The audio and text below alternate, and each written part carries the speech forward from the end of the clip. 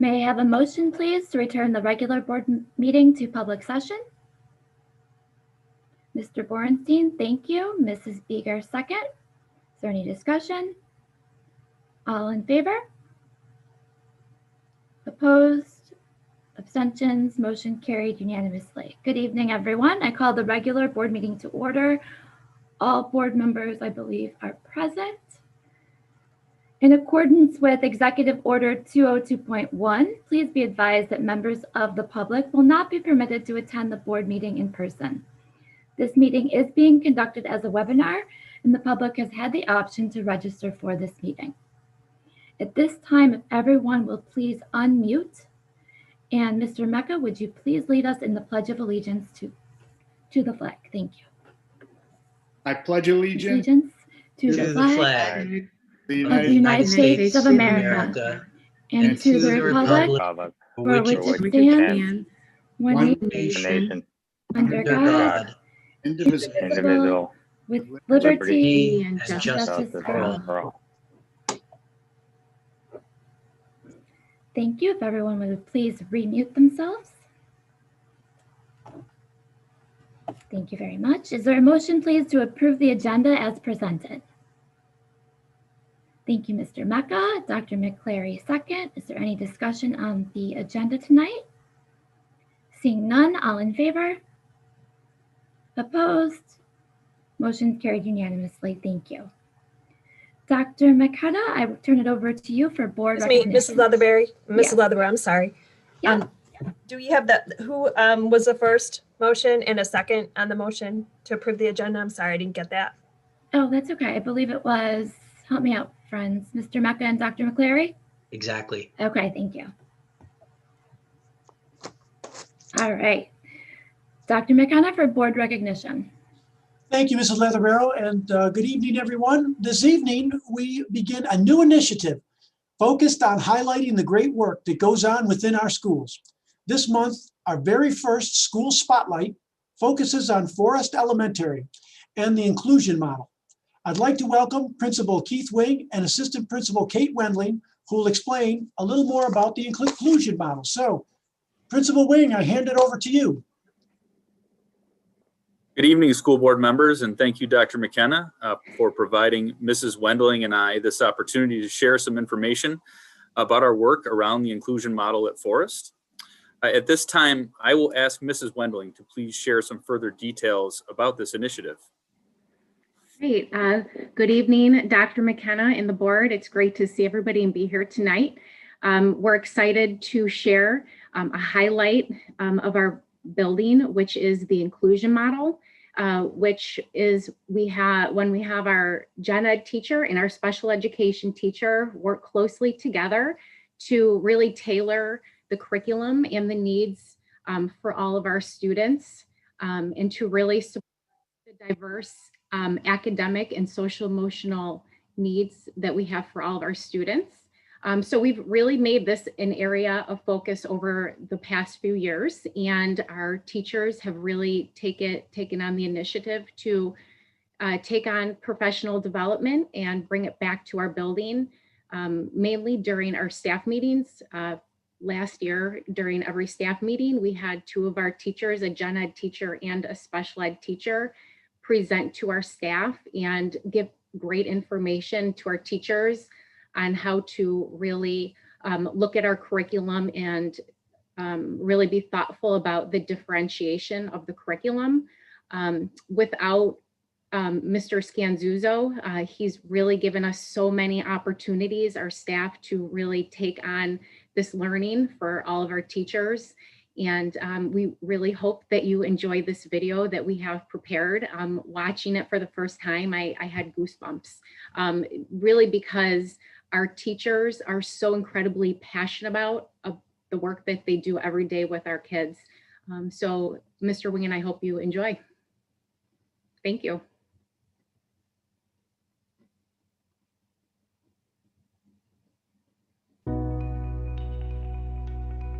At Forest Elementary, we really embrace the inclusion model. Our classrooms have our gen ed teacher and our special education teacher working closely together, and they really are able to look at the curriculum and tailor it really to the needs of the students the best that they can. We're always looking at ways we can do things better, and when we take a look at inclusive practices, we really reflect on how we do things and how we can do things better. And there was a lot to be said there for what we can do to make our experience for all of our students even better. Days of the week. Days of the week. Days of the week. All children should be presumed competent when they're learning, participating in activities. Who are we to judge who can learn what and how? So we've really embraced that philosophy. We are very proud here at Forest to make sure that all students know that they belong, and to have a environment where someone can walk in our classroom and not say, oh, that child is receiving special services. Everyone is the same in our eyes, and we really take pride in, making sure that everyone's feeling welcome and everyone belongs. 3 ways to make it, 3 ways. The students really get to see the diversity within the room and how all students need different things to learn, and how that's okay if they get to understand that more and understand that everyone needs something different in order to be successful in their learning, and they're more accepting of that because of the diversity that's in the classroom with inclusion. All students, in our school have benefited from that push in service. And I think that with the general education and special education teachers working together as a team, it's created a really unified team and strong foundation for our students. And then we can just go 2, 4, 6, 7. I feel that I have become a much more flexible teacher. In the past, when I have had special education students, it was all about modifying and adjusting to meet their individual needs. And I feel like because they are part of this inclusion model, that they are meeting the expectations without necessarily having to modify and adjust programs as we have in the past. So I feel like I've become more flexible in my teaching and how I meet the needs of everybody within the classroom, as well as working together with Erica Wazak in the planning and the executing of the lessons, and making sure that they are benefiting from working together to meet the goals. I can't even tell you the amount of joy that I get. I've always loved my job, but now my job isn't a job. I love it. I love coming to school. I love seeing the kids' reactions to just being a part of our Forest family. I mean, every kid in this building is a part of our Forest family.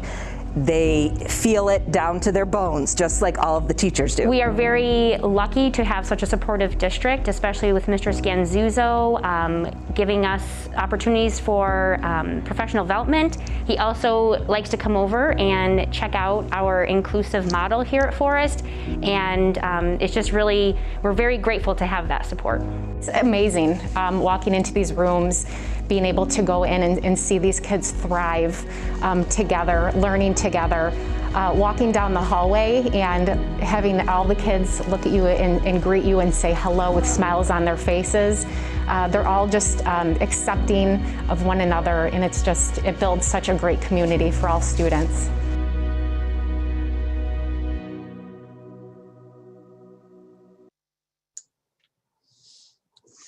Well, I want to thank you very much, Mr. Wing and Mrs. Wendling. And I know that Mr. Wing and Mrs. Wendling also said they'd be happy to, if the board had any questions about the program, if they'd like to make any questions or comments to Mr. Wing or Mrs. Wendling, we just wanted to give you an opportunity to do so. I'm not sure if the board wants to say, oh, I see Eric would like to say something. Go ahead, Mr. Bernstein. Thank you. Not a question, but just a comment. I just want to say that not only is Forest my neighborhood elementary school where my daughter went to school a long time ago, but I'm also the board liaison to the school through the PTSA. And I can tell you that Mr. Wing, Mrs. Wendling, you can be so proud of the work you're doing, and it shows up in every interaction that I've ever had at this school. It's a high functioning elementary school with a big heart. And so congratulations. And yes, that is a great video that you put together and a wonderful initiative. So congratulations. Great. Thank you so much. Are there any other board acknowledgements? I have another recognition here. Did Crystal want to say something regarding Forrest? I think, no, do yours first, Dr. McKenna. Okay. Well, I do want to say too that to Mr. Wing and to Kate Wendling, I wanted to just say thank you very much. You have done an excellent job. The program is exceptional. And I also want to, you heard Mr. Scanzuzzo's name come up a lot there too, because he really has been incredibly supportive to our special ed programs. And thank you very much, all of you, for your leadership. And if you ever get a chance to drop by Forrest and see the program, I would encourage all of our board members to do so. We'll do some tours over there because it's impressive. Thank you very much for all your efforts. Great job, you guys. And the next recognition that we have tonight, next we'd like to recognize Williamsville South Senior, Aiden Pecoraro. The district held a competition for a unifying theme to bring the district together. Aiden created the winning theme, #Willpower. Here's a look at how Aiden came up with the slogan.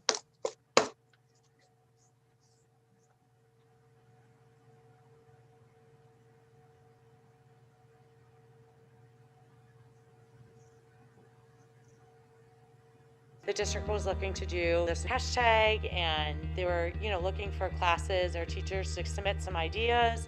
Being a marketing teacher, I thought, oh, this is great for my marketing class. Like, what a fun thing for us to do, The kids came on to the class. All of a sudden I hear this voice say, how about #Willpower? And it was Aiden. We were sitting in marketing class and our teacher was asking for ideas. So I was like, I'll just shoot one out there. And I was like, willpower, because Williamsville's got the will in front of it. During these times, like our community, they have a lot of willpower to go through these times. So I was like, it's perfect. And I just knew it from when I first heard it, that I just thought it was an amazing, strong message. We kind of need willpower right now in these times, the way that we're teaching and the way that the kids are learning and just everything that's going on in the world. Just means having the will and drive to just keep fighting through these hard times. Just got to keep going. You got to have the willpower to do it. So it just fits.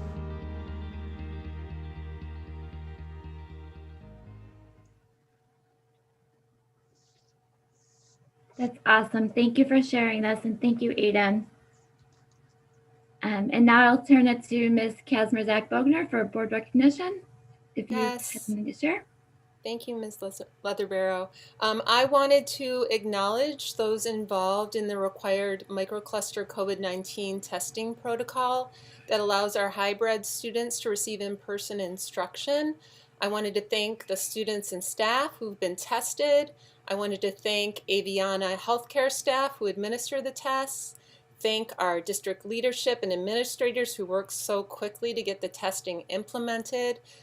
Thank you to Christine Harding, our district nurse, for keeping up with the ever-changing health requirements. And finally, thank you to our remote and our hybrid families and all community members who continue to follow the safety precautions so that we can mitigate the spread of the virus.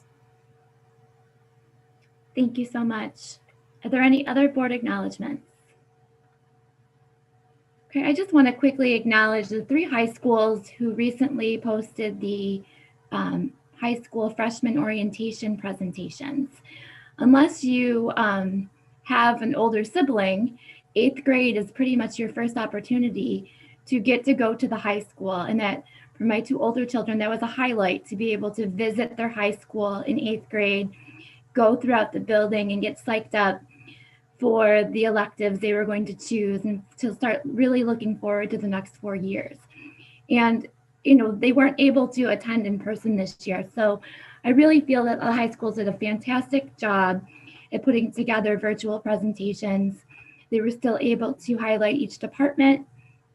I saw pictures of the new music wings, and some of the students even had video clips, which was really great for our 8th graders to hear from our present students. So kudos to all 3 high schools for their freshman orientation presentations. Thank you. All right, at this time, we will be starting public expression, and I'd like to call on Dr. McClary to please read our public expression statement. Thank you, Mrs. Leatherbarrow. Welcome to all who have registered to observe this regular Zoom board meeting. Per policy 1510, the board has set aside 30 minutes for public expression, a time when we invite members of the community to share ideas and concerns with us. We welcome this opportunity to hear from you. Each person is given up to 3 minutes in which to address the board. At 2.5 minutes, I will interrupt and let you know that there's 30 seconds remaining. At 3 minutes, I will again interrupt and thank you for your remarks. This is a meeting held in public rather than a public meeting, which means we will not be engaging in a dialogue with members of the community this evening. Rest assured, we are listening carefully and we take seriously what you have to say. We would also like to ask that you demonstrate respect for us and for one another by speaking to the issues, giving us ideas and sharing your opinions, but not engaging in any personal attack. Thank you for your cooperation. Those who have pre-registered for public expression will be called on by me, and if there is time at the end of those who have already pre-registered, I will call on those other individuals who might be interested in addressing the board by asking you to raise your virtual Zoom hand. Okay. At this time, the first speaker that I have registered is Nadine Barnes.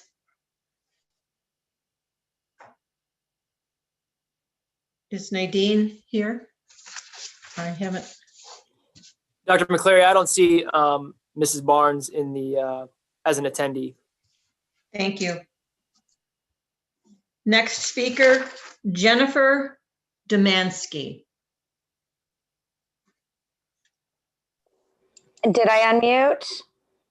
Yes, go right ahead, please. I know that this may be addressed later in the meeting because I know that diversity and inclusion is a topic, but most often when I hear diversity and inclusion spoken of in Williamsville, it's around neurodiversion. And while that's an important topic to recognize, I'd like to hear more discussion about how we're addressing racial diversity, especially in these times, which have been so difficult for communities of color. Specifically, I'm looking for more information about the statistics of punishment, if we're looking at whether or not kids of different races are being punished differently within our schools, and how we're addressing those long-term emotional and mental health issues. All right, thank you. The next speaker is Brooke Lerner.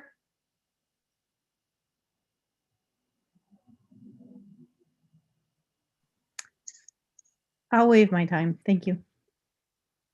All right, thank you. Bernadette Pasek.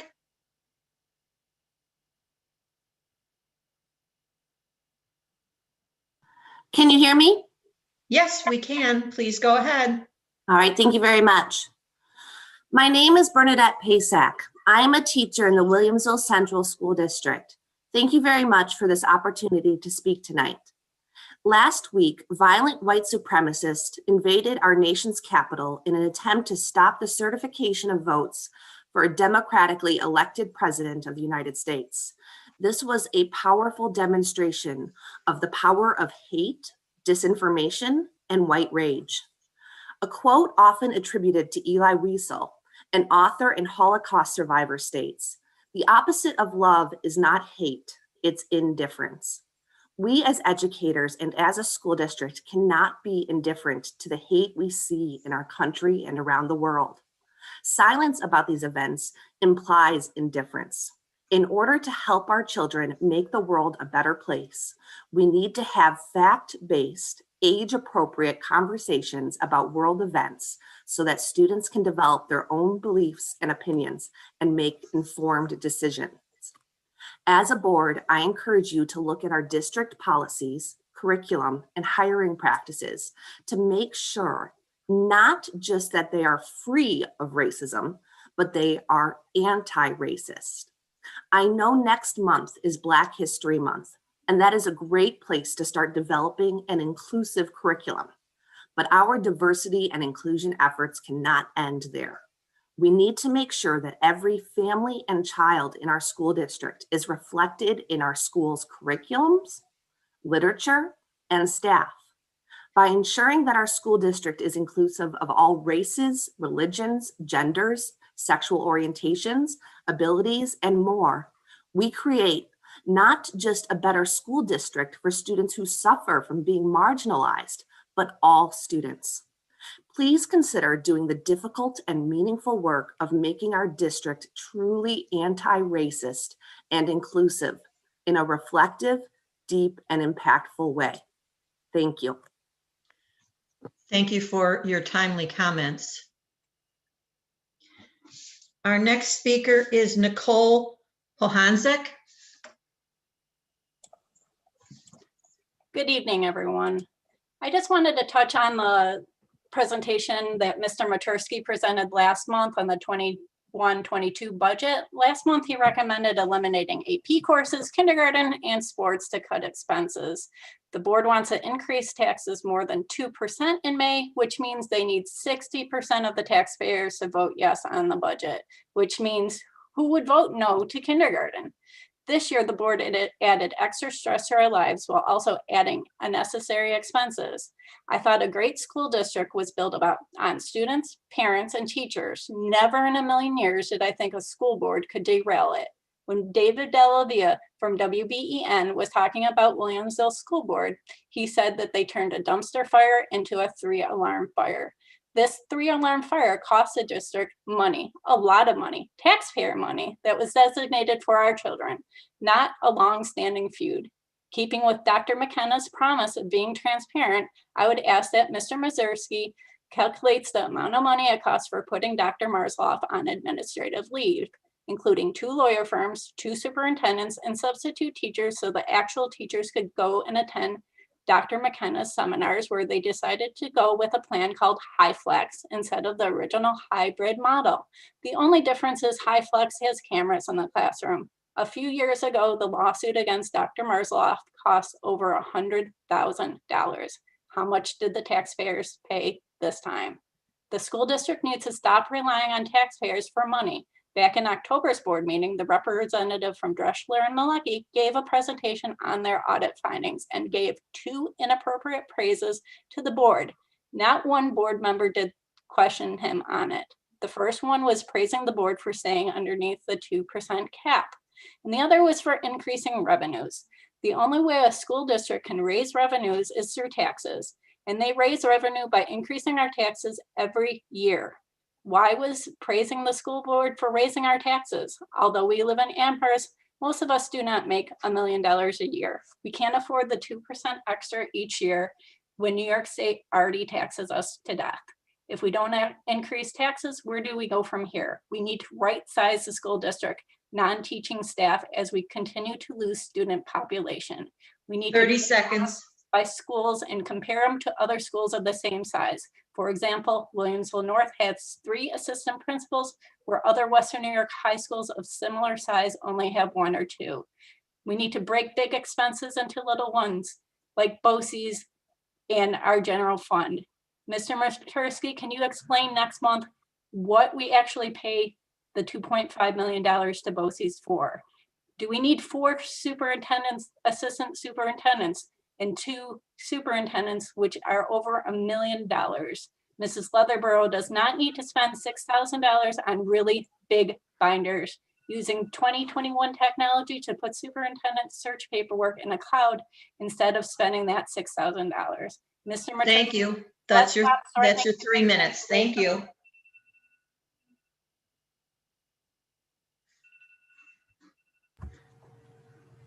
Dr. McCleary, you can call on our next speaker. Thank you. Our next speaker is Dr. Ramchadra. Ready?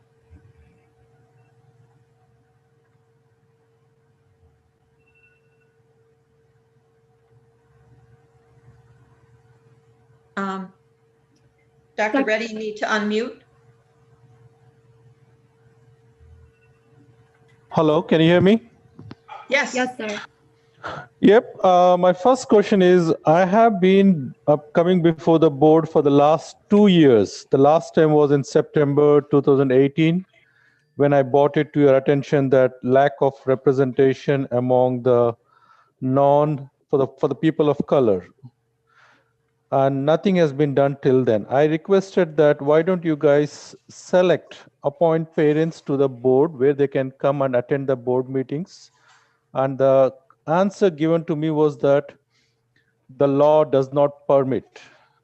By the way, I did go back and check the law. The board has got the authority to invite public to attend the board meetings. I'm not requesting that it has to be me. I'm saying that any parent who does not have the right to vote. And the second question is, I already emailed you guys about a particular email which was sent to me when I'm assuming that it was sent on behalf of the school board. So I just want to get it to your attention that Buffalo has got 50% African Americans, and it is the largest diverse community in the whole state, at least I can say that. It has got students from literally around 70 or 80 communities are living in Buffalo School District. So somebody mentioned it to me. I don't want to take names here. So either the board members can say that they don't agree for it, but if you're silent, that means you are saying that you agree with that particular board member who emailed me saying that they moved from Buffalo to Williamsville because of diversity. So indirectly, either that board member was telling me that I need to move to Buffalo if I'm looking for diversity, or I don't know whether it's just ignorance. I'm sorry to say that. My second question is, today, I was trying to reach out. I reached out to the board president, Ms. Carrie Lynn, Mr. John McKenna, as well as his secretary, requesting information about the diversity committee. Who exactly is in the diversity committee? So, and I was told that I should get a FOIL request. I think Mr. John McKenna is spending so much time making YouTube videos. Sir, stop making 30 those seconds. YouTube videos. Stop making those YouTube videos, and please try to call me back and let's set up a meeting. If you really want me to start sending FOIL requests, believe me, I will definitely do that. And when you're going to make a presentation today regarding the diversity committee, I would appreciate if you can put the names of all the participants who are in that committee, please. And I'm still expecting a email from the board members, whether they agree with whoever sent me that email. I'm not trying to take names here, but 30, exactly it is. Thank you, ma'am. 3 minutes. Thank you. Our next speaker is Jonathan Rich. Good evening, everybody. I hope everyone's having a good 2021 so far. I hope I will too as well. I just want to say, before I say anything else, I hope Ms. Patrickzek keeps her political affiliations outside the classroom. We really need our district teachers to remain professional, especially in such trying times nationally. And I think that means, keeping those types of opinions where they belong. It's been a tough school year. We're only about halfway through, but I want to thank a few people. First of all, I'd like to thank the group Teachers for Open Schools. They've shown me recently that teachers are really willing to speak up. I don't know if any of our district's teachers are in Teachers for Open Schools, but if they are, I want to thank them, especially for speaking up for students. I want to thank the Board of Education. All 9 of you have shown us in the last several months how important it is to be politically active.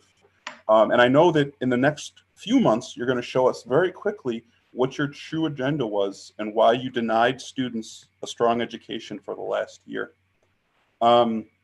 Finally, I want to thank my fellow parents and taxpayers. In the last few weeks, we've started to talk to parents from districts all over the region. And they've been reaching out, they've been speaking with us. We announced just this week the start of the Western New York Students First group, which aims to bring real diversity and real openness to our Langering and complicit school boards. Secondly, I want to talk about equity too. I see equity mentioned so many times in the meeting agenda, and I know that many of you are going to pat yourselves on the back while you talk about equity tonight. But I'm interested to know how a dozen people can sit and talk about equity without recognizing or mentioning the massive inequity that's taken place between children privileged enough to be in private schools this year and those who haven't been.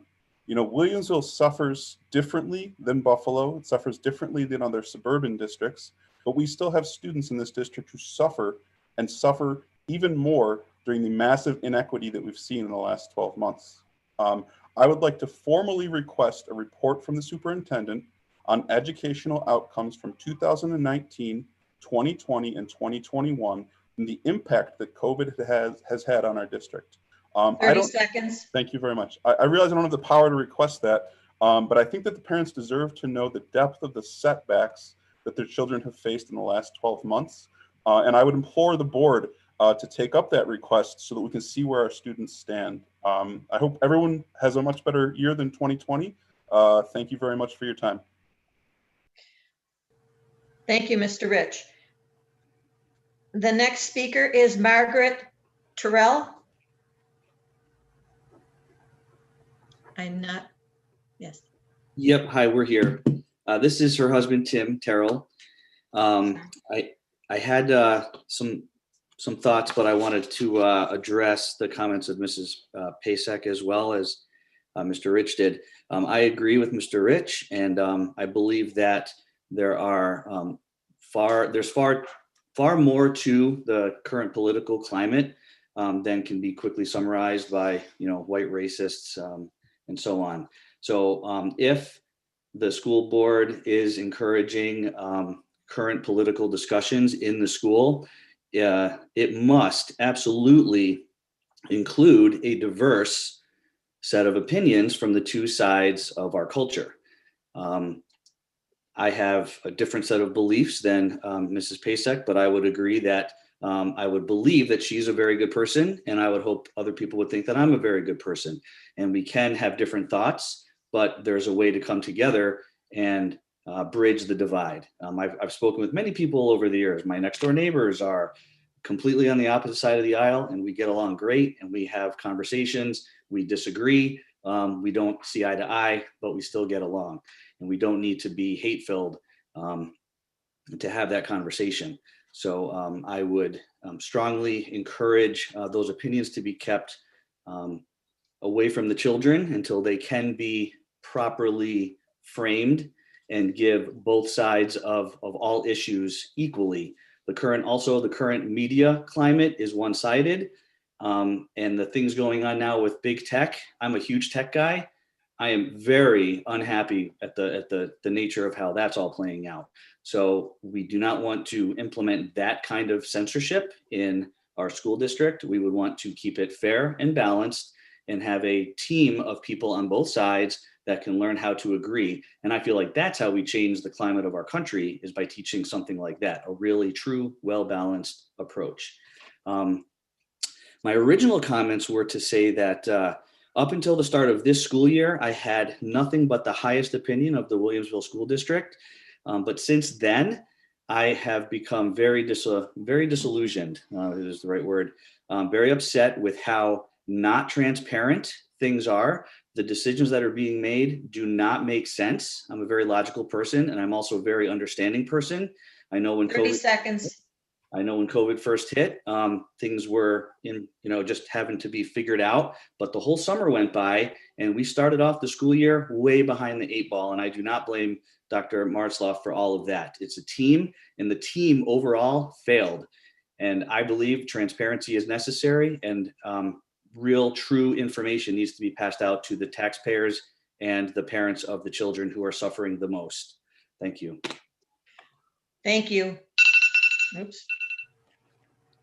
At this point, we have heard from all of the individuals who had signed up. We do have a few minutes. If there's anyone else who would like the opportunity of 3 minutes, please raise your little virtual hand and you'll be called on. I see Terry King. Hey, good evening, school board and Superintendent McKenna. I wanted to ask if the board could examine the actual attendance in-person classroom, those students that are attending. I'm understanding that there is a large number that are not going in person that had signed up to be in person. And there are a number of students that really are being disenfranchised. They go 2 days a week, and then the other 2 days there's in-person learning. They're told they can't attend. Yet at the same time, there are empty chairs in the buildings throughout the district. I'm hopeful that the district would be able to study and report to the parents those numbers of in-person attendance and how many vacancy chairs there are on a daily basis. And is there a plan to really direct more in-person learning, especially in light of the announcement today that the vaccine will be made available in the coming weeks to teachers in Tier 1B that would allow them to be vaccinated and hopefully allow us to really progress to a in-person learning experience for all students. And I would hope that as we progress into February, by the end of February, we can be looking at getting students at minimally back into the classroom seats 4 days a week, if not 5. And so I would hope that those two items could be addressed. One, the number of students in the physical chairs, and is that lining up with those that had signed up? And are there in fact vacancies? And the plan to go from the 2 day a week remote learning to a more robust learning schedule in classroom, in person. Thank you. Thank you. We have time for probably one more individual. If there's anyone else who would like the opportunity to speak.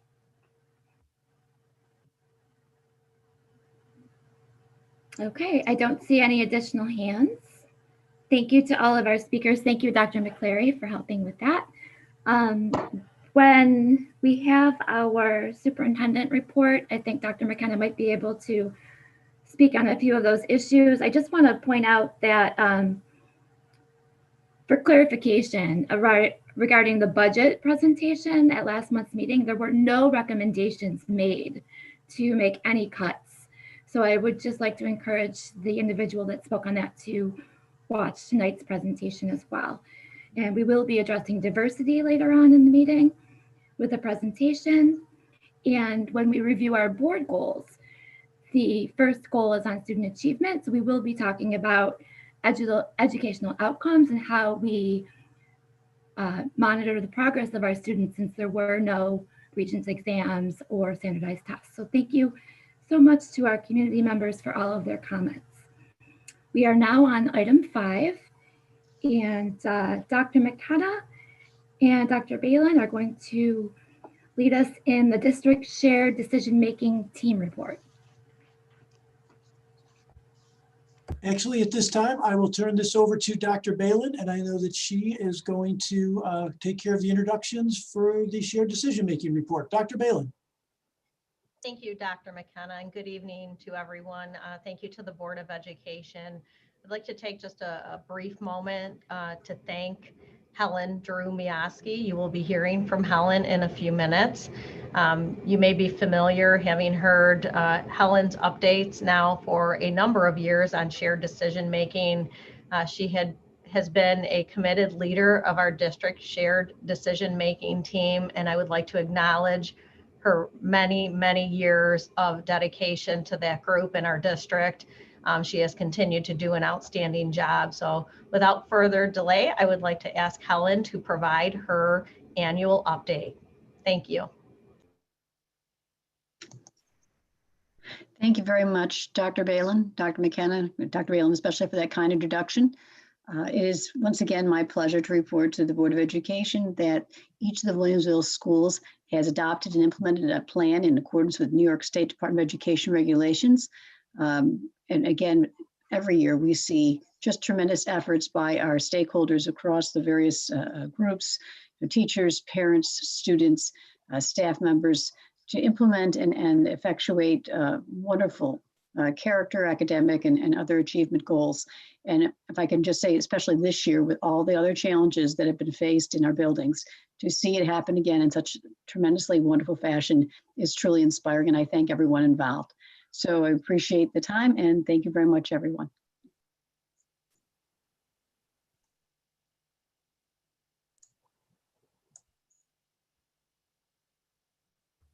Thank you so much. Do any board members have any questions regarding the shared decision-making report? Mrs. Beater. Thanks, Mrs. Leatherbarrow. I don't have a question, just a comment. I'm fortunate enough to represent the school board on the district shared decision-making committee.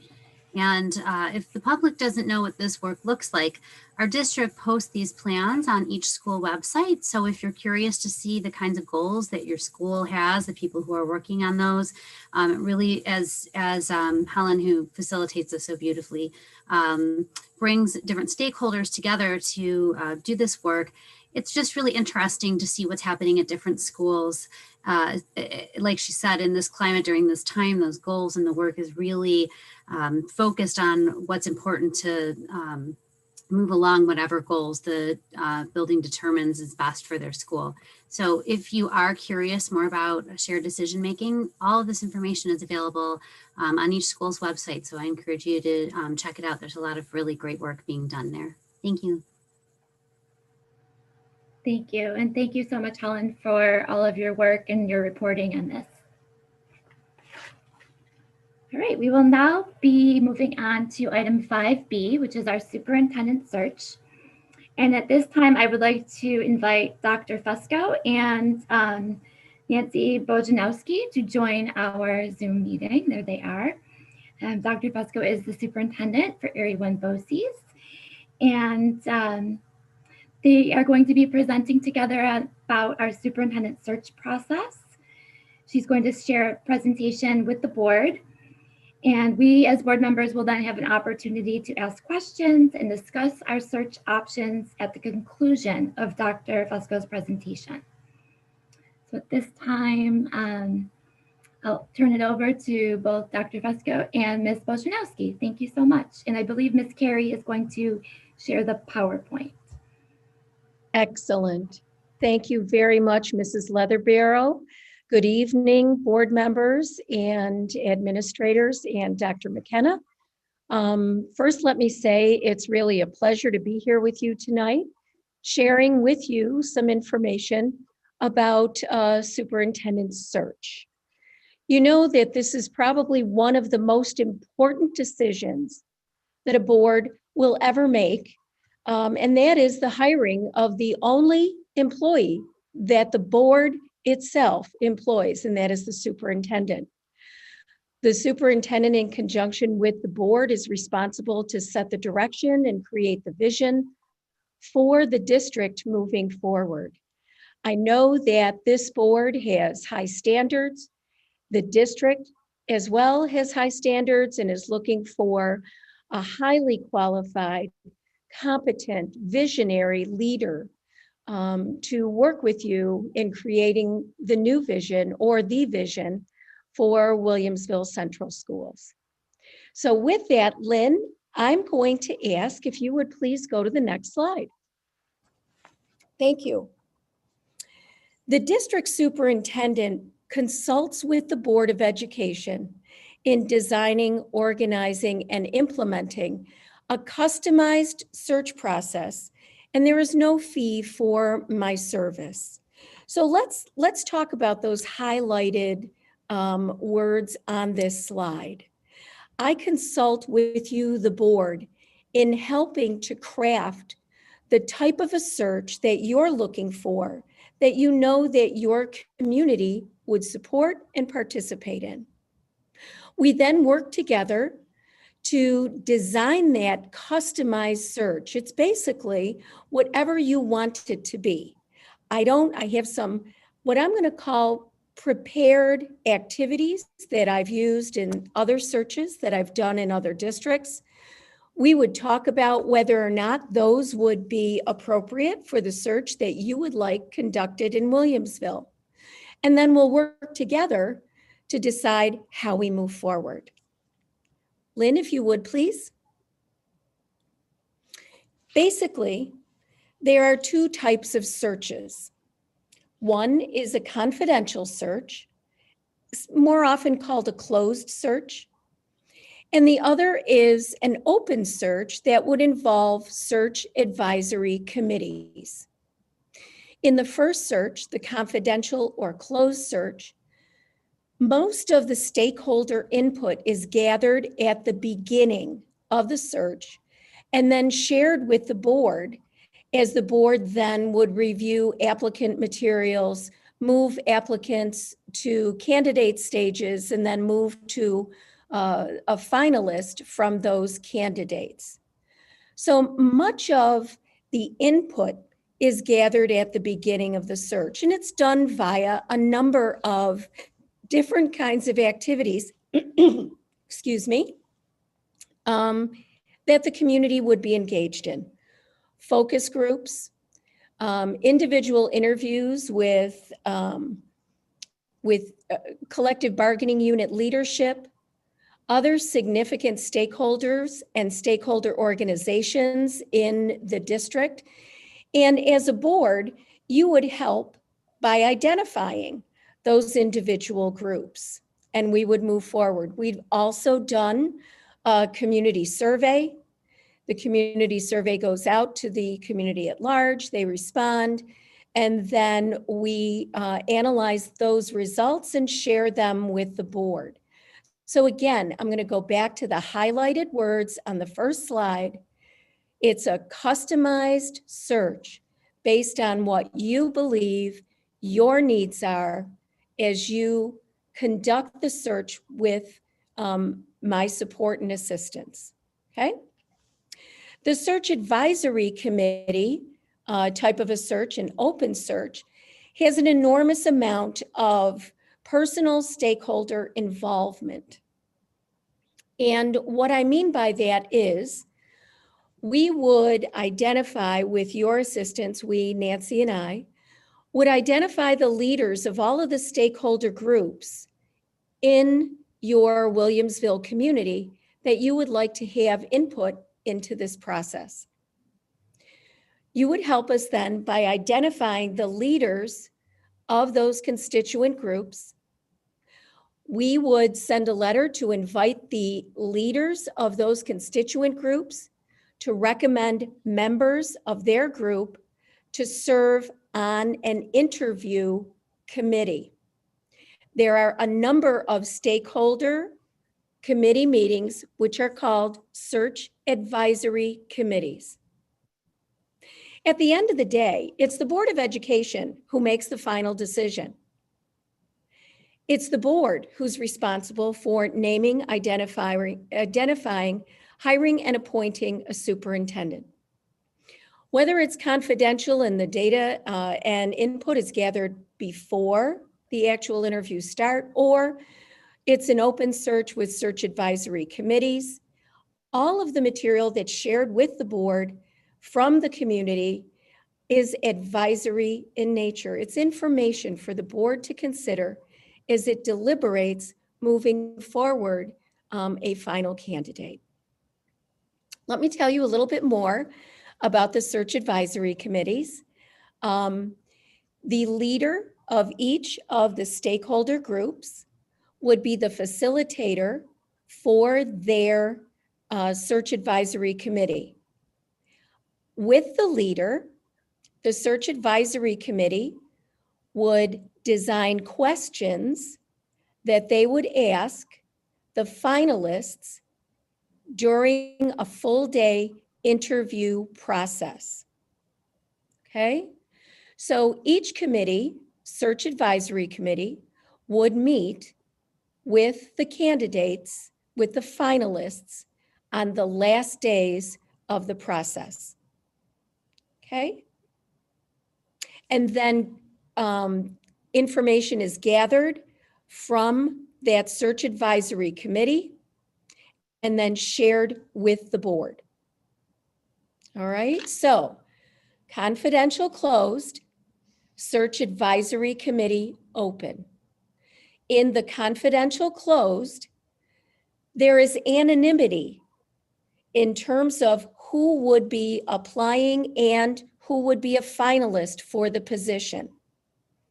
So the process in a closed search would be the applicants obviously apply. Nancy and I do our work to vet the applicants, share information with the board. The board then would move as many of the applicants to the candidate phase as you felt were appropriate for the position. And then the board would meet with the finalists after they have interviewed the candidates, and then from the finalists, select the superintendent. There is no community input in those three phases.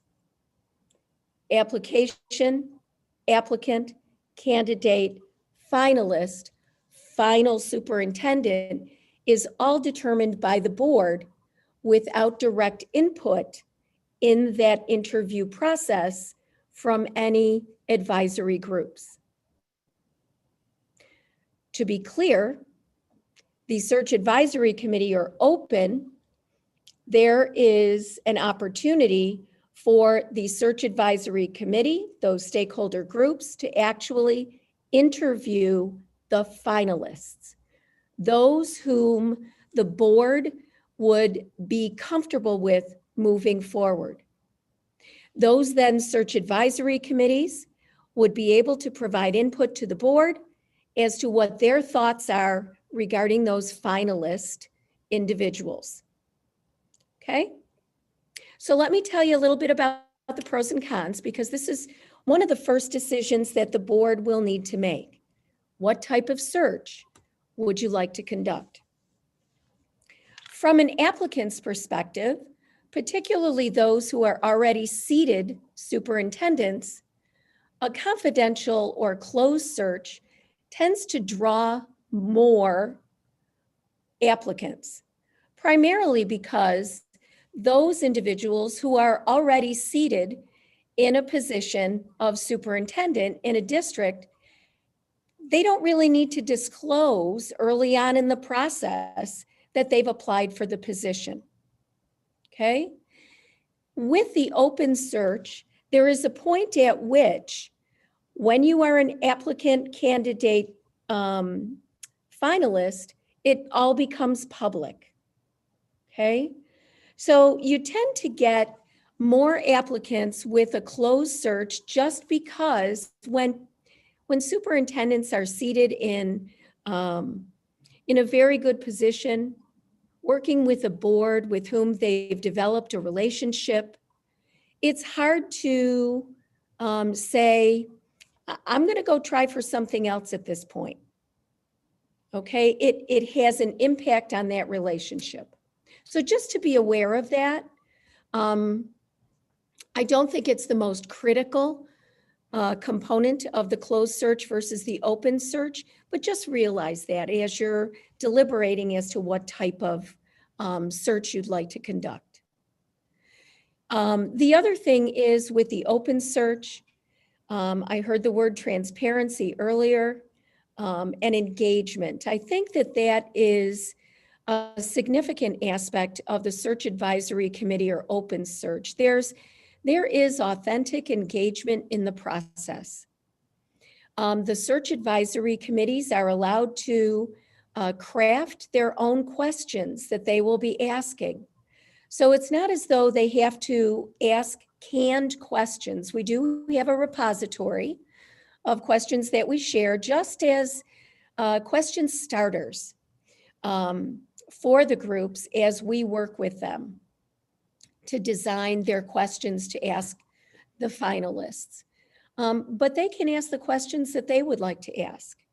And I think there is an authenticity and a level of engagement in that open process that really brings people in and supports whomever is the successful candidate at the end of the search process.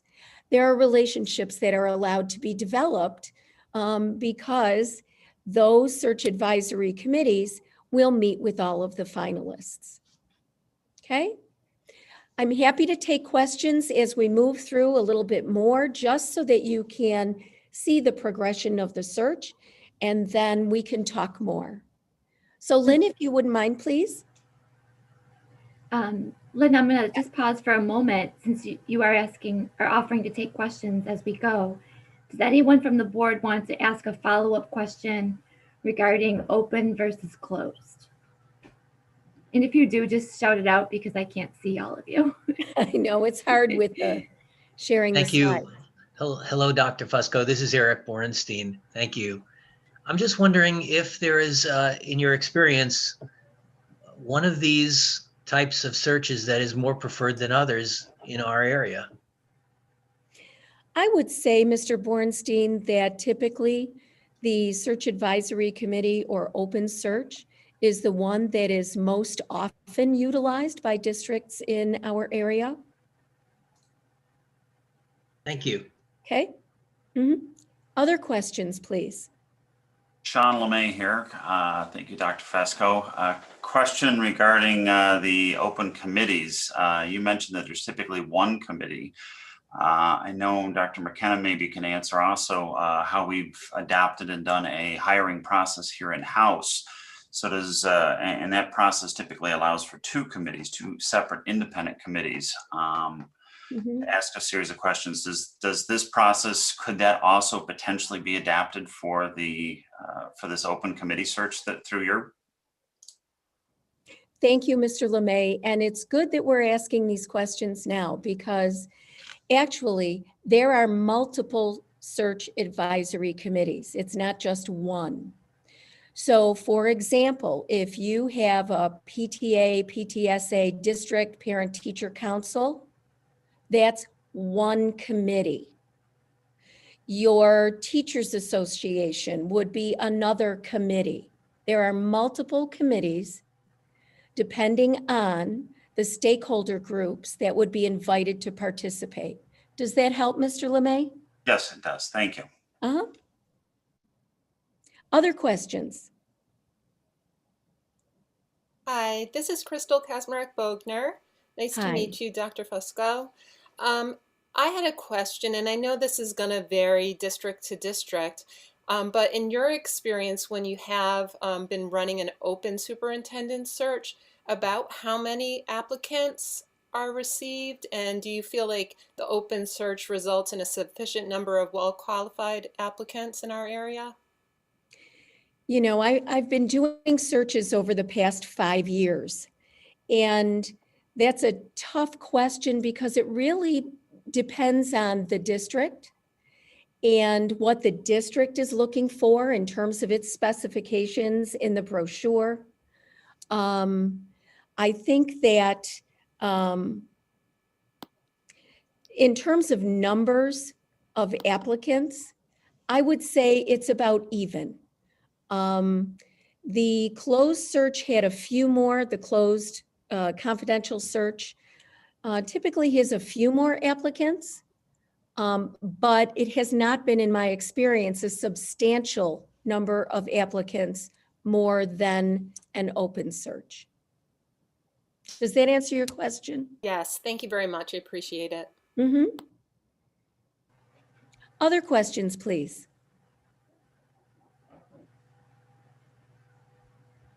I think we're ready to keep going. All righty. In the customized search on this next slide, sample activities include, facilitating the planning sessions with the Board of Education. We would need to meet as a group to talk more about the specific details of the search process, and we would do that at a later date and time. I know Mrs. Leatherbarrow has been speaking with you about the possibility of another opportunity for us to get together. The search consultant, myself, serves as the sole representative of the Board of Education to all applicants. And basically what that means is any question, any comments, any information would come to me. And it's pretty much standard protocol for any superintendent search by any district superintendent or firm that Applicants do not contact board members.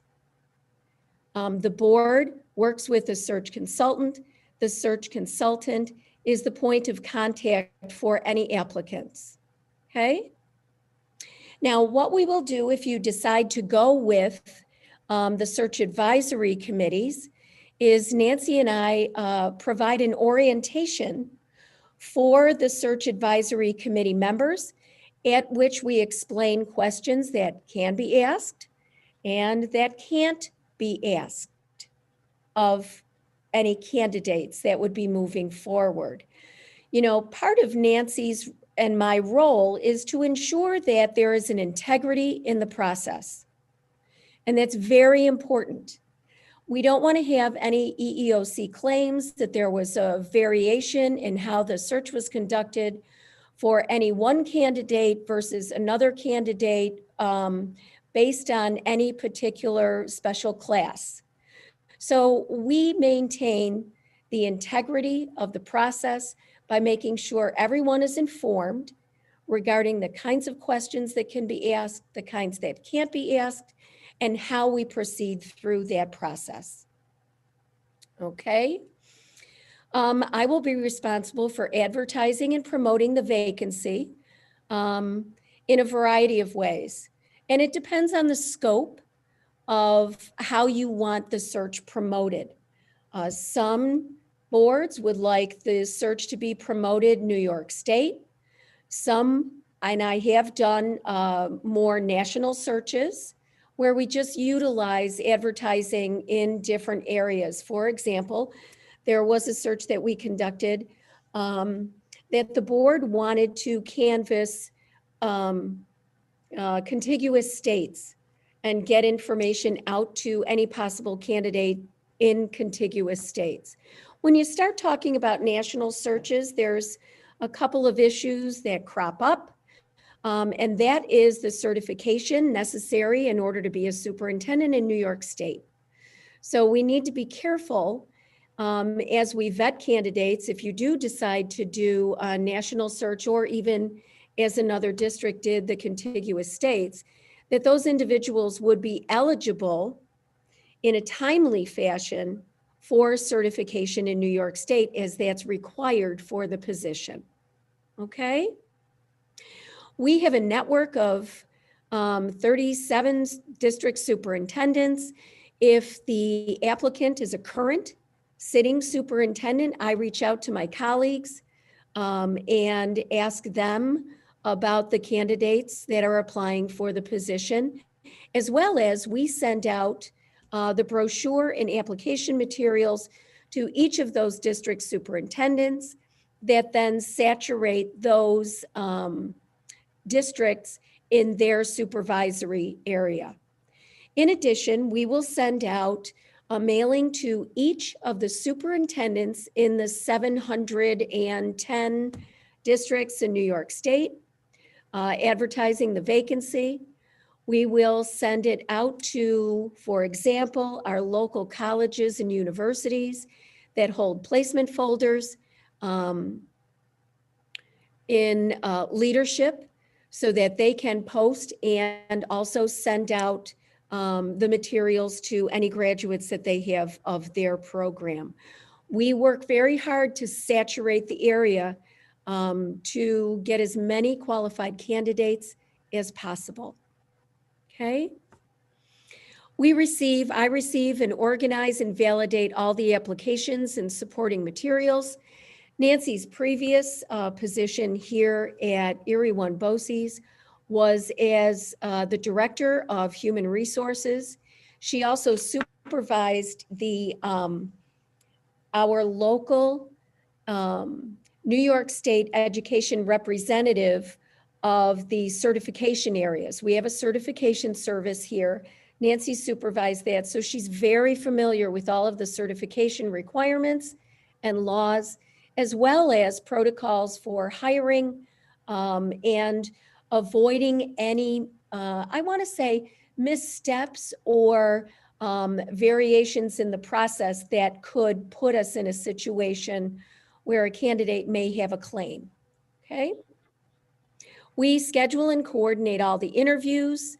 I will contact those individuals who apply and may not move on to the candidate phase. I will handle all of that. Same thing with candidates that the board selects to interview that you may not select to move on to the next round, okay? And then we can work together. I have a community survey that I've used in multiple other districts. We can tweak that if you would like. And that can be done in either the closed search, it's necessary in the closed or confidential search. However, it's an option for the open search or the search advisory committee search. Again, it allows an opportunity for your community at large to provide input to the board as you embark on this incredibly important responsibility of hiring the next superintendent. If you would, Lynn, please. Thank you. One thing that I value highly is relationships. And I just want to share with you the importance of maintaining the relationships for me with those applicants in the process. And part of maintaining that relationship is ensuring confidentiality during the process until the point, I mean, in the closed search, the confidentiality is maintained throughout, okay? In the open search, there is a point at which the search advisory committees are aware of who the finalists are. However, up until that point, there is confidentiality in the process, okay?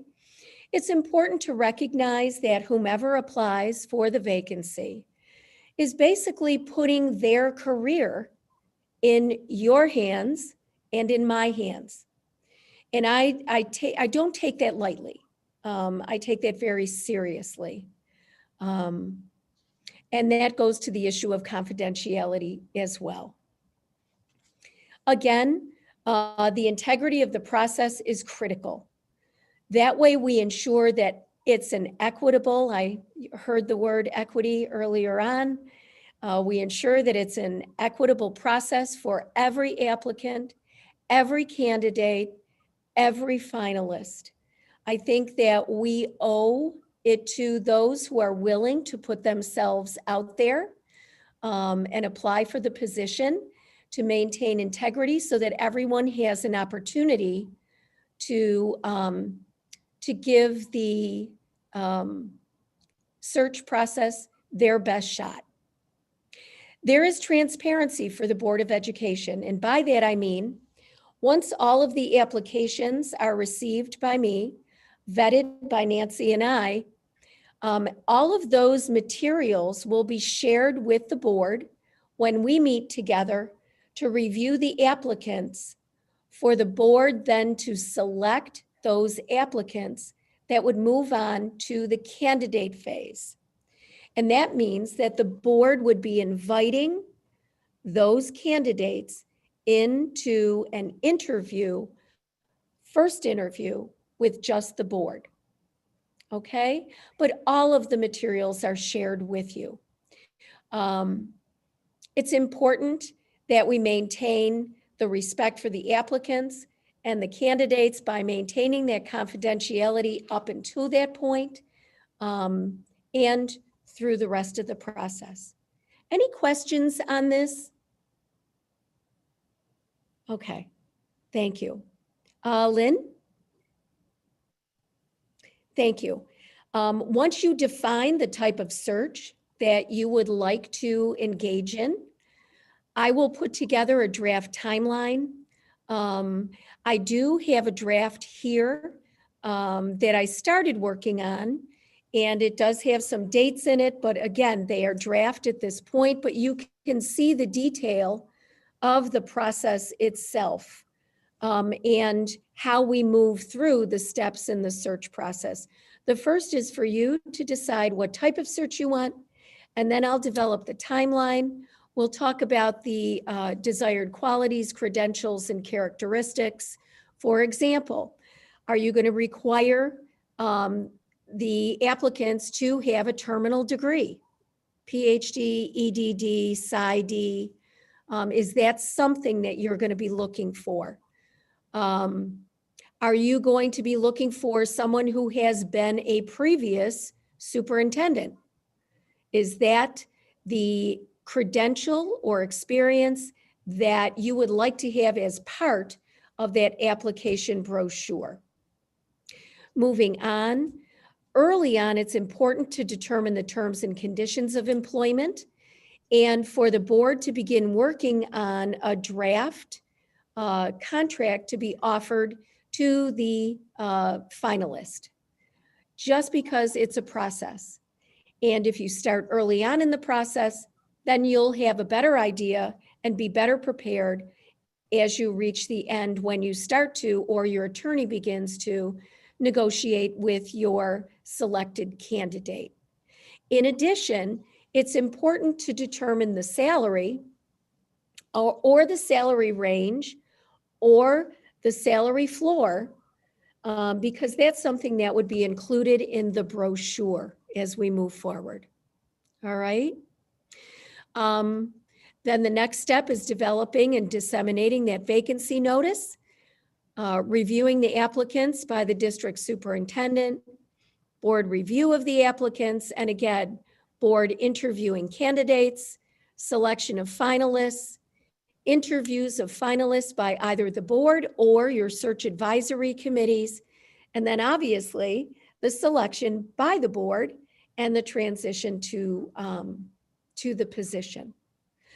Another very important thing to determine at the beginning is whether or not you will be, as a board, requiring residency. And that is typically a conversation that we have with one another as we work to identify the qualities, credentials, and characteristics. Questions on this? All righty then. Lynn, I think you're getting the pacing down really well. All right. So the vacancy notice and brochure is developed with the board, focuses on the specifications. We would talk again about the scope, where you would like that to go, whether you want it to be a local or statewide or national search. Lynn, again, please. The applicant review process is really pretty detailed. Each applicant is carefully reviewed by me and by Nancy, and we will call all of the references that are identified in the application packet. Plus, as I said, I will reach out to my district superintendent colleagues if the applicant is already a seated superintendent. Oftentimes, those who are in assistant superintendent positions will be known by district superintendents as well. So we work that network to get as much feedback as we can on all of the applicants. Again, board members review the materials from all of the applicants, and the board does the decision as to whom they would like to interview. Okay? Lynn, if you would. The candidate interviews, if you're going with a closed search or an open search, we work with either the board and or the search advisory committee to prepare the interview questions.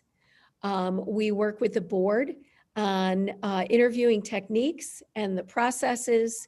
We'll organize and schedule, summarize the result, facilitate the finalist selection. And by that I mean is we work with the board to facilitate your decisions. They're your decisions as to who moves forward, okay? And then I will notify the candidates of the results as to whether or not they move on to a finalist round. How we doing so far? Everybody okay? All right. It's that teacher thing in me. I still have to check for understanding every once in a while. Finalist interviews, It's customized based on the type of process, closed or open. And then the selection of the single finalist is really the statutory responsibility of the board. Questions? How do we? You're good. Go ahead, Dr. McCleary. Oh, okay. I thought I was muted. Sorry. It was a few slides ago, but you don't have to go back. Dr. Fusco, you said that you would carefully review each of the candidates and then talk with others. By reviewing at that point, are you talking about looking at their paperwork and talking to people, or do you actually physically talk to those candidates? I actually hold a preliminary interview with each applicant. So anyone who applies for the position, after we review their paper, I actually meet with the applicants. One thing that I do, I've been watching your board meetings. I started about a year ago. Well, I started watching your recorded board meetings from about a year ago. Watched the one where Mrs. Leatherbarrow was made the president of the board. I will watch all of your board meetings to get a sense of what's going on at the board level. I'll review almost everything that's on your website. So I kind of look at this as I'm almost preparing to apply for the job, right? So that when I meet with the applicants, I know about the district. So I know whether they know about the district. One of the questions that I will ask all of the applicants when I meet with them is, tell me what you've learned about the Williamsville Central School District. And that response is something that I will share in that conversation with the board when we meet together to select the candidates that you would like to interview. Does that help, Dr. McCleary? Yes, thank you. Okay. Now, there are things that I won't know about the district, obviously, but I do my best to find out as much as I can because I think that's a service to you to determine how much the applicants know about what you are attempting to do. In that applicant interview, I have had people go on and on and on and on about the district. They obviously did all the same research that I did and even then some. I have had other applicants who have said, well, if I get to be a candidate, then I'll do that. Okay? So it runs the gamut, but it's information that's important, I think, as you deliberate as to whom you would like to invite in for an interview. Okay? All righty. Next slide, Lynn. And it's the last slide. It certainly would be a privilege and an honor to work with you as you move forward with the superintendent search process. And other questions that you might have about the process. Thank you, Dr. Fusco. I want to first share in transparency, full transparency, that Mrs. Van Sys and I both met with Dr. Fusco last week and went through this presentation together. So if you're noticing that Suzanne and I are fairly quiet during this, it's because we did listen to everything and did ask a lot of our preliminary questions. We wanted this to be an opportunity for the public to hear it, but also for the board members to be able to ask any clarifying questions that they may have. So thank you, Dr. Fusco, so much, and Ms. Bojanowski for all of the information you've shared so far. I want to open it up to board members for any questions. And then I want to also just make clear that later in the agenda during the president's report, there is an agenda item for us to take a vote on whether to move forward with using the services from Erie One BOCES for our superintendent search. And then we will also talk about or come to a decision tonight on the type of search and I will ask the board members if anyone would like to make a motion for either an open or closed later during that part. So right now, let's just focus on any clarifying questions that you as board members may have to help you to feel confident about whether to use Erie One BOCES and also to make that decision of whether to be an open process or a closed process. Okay, Mr. Bornstein. Thank you. And thank you for your presentation, Dr. Fusco. I wrote down a bunch of questions, but they all have to do with timing and process. So there are several searches in our region that are about to begin. And I'm wondering, one, if you're conducting any of those searches, and two, do you expect that they will have an impact on our search? To your first question, yes, there will be other searches. The second part of that question is, while I have had conversations with other districts, I have not gotten to this point where they would be inviting me in to do the search. Mr. Bornstein, Nancy and I have conducted multiple searches simultaneously in the past. I don't see that as a problem. Timing is important. And, you know, anytime we've done multiple searches, and I'm going to say, even in contiguous BOCES, for example, Orchard Park, while not part of Erie One BOCES, Orchard Park superintendent will be retiring, and my colleague, David O'Rourke in Erie 2 will be conducting a search. You know, we have done this before in the past where, you know, we keep each other apprised, as well as any of the other search consultants that work in the area. And to the final part of your question, yes, there would be an impact, and it would mostly be timing. I don't know that that it would be an issue of someone applying for one position over another. Typically, when premier districts open up, highly qualified superintendents may apply for more than one vacancy that is open. Right, and that's why I kind of folded it under the timing umbrella. And so how long does a search typically take, and will it take longer when there are multiple searches in our county going on? And then I have one last follow-up question. Okay, very good. Timing is important. I have sketched out a timeline that would get us to May, your May board meeting, of appointing a successful superintendent in the search, which will probably be earlier than some of the other searches. You know, closed or open also has an impact. If it's closed and it's only the board that's going to be doing the interviews, you can move much more quickly. However, it's haste at the expense of authentic participation. And I don't mean to use those words, they sound so harsh, and I don't mean that in that way. Obviously, having multiple groups will take more time, okay?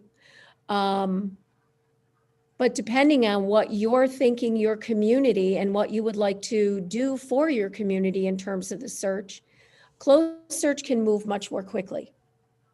Okay. Right, I'll just go on record that I'm for an open search, which does add time to this. And then my final concern is how is the process affected if we just don't take care of it before the end of the year, and if the board is then made up of different members?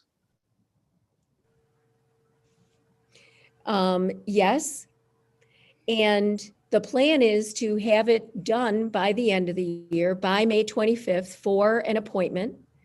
And I've sketched out and timed out an open search, just because a closed is less complicated.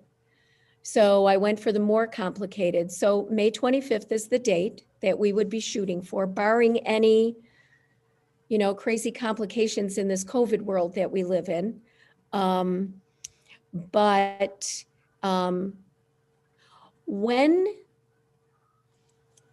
people apply, when superintendents, administrators apply for vacancies in districts, they recognize that there may be a level of board turnover in the ensuing year. So I think your question, if I'm understanding it correctly, Mr. Bornstein, is, what's the impact of the possibility of having new board members that you work with in the year following your hire? Is that correct? No, my concern is. I'm glad I asked. Yes, my concern is if the search straddles both academic years, that's all. Oh, yeah, we would be moving for a July 1 or end of July start, which, yes, that spans the academic year, but it's enough time for them to get their boots on the ground and get going. Yeah, thank you. I'm just not making myself clear. I'm mostly concerned about the membership of the board, which are making the decision. And if the board changes membership during the search process, how does that affect the search process? And I've already taken up too much time, so it's really okay. I just wanted to find out. Now that I understand the question better, Mr. Bornstein, you all will be making the decision. There won't be a transition of board. Okay, so you all will be selecting the finalist. I just want to jump in on that one too, and thank you, Mr. Bornstein, for the questions about timing, because timing is so important in this situation. And I just want to point out that as soon as there was a vacancy of the superintendent, Mrs. Van Cise and I made sure that we set up a meeting with Dr. Fusco the very next day. So, and I went over that at our last month's board meeting, and when I explained the timeline of how these events unrolled. So, and you will notice too that, for example, when we have to hold future meetings, if Dr. Fusco gives us a window of I'd like us to have a special board meeting within this range, I'm going to always advocate for the first possible date. And that's what we're going to be doing with our next special board meeting, which we'll hopefully be able to post tomorrow. Because this timing is really tight.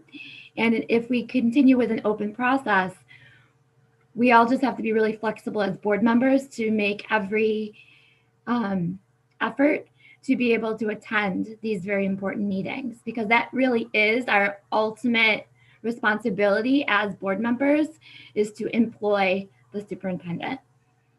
So thank you so much.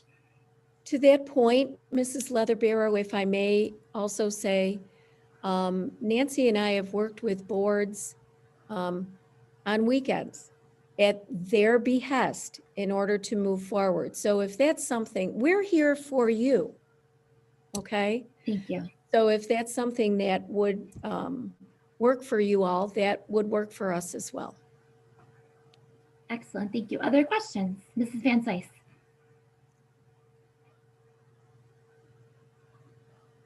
So I just want to start off by saying, again, thank you to Mrs. Bojanowski as well as Dr. Fusco.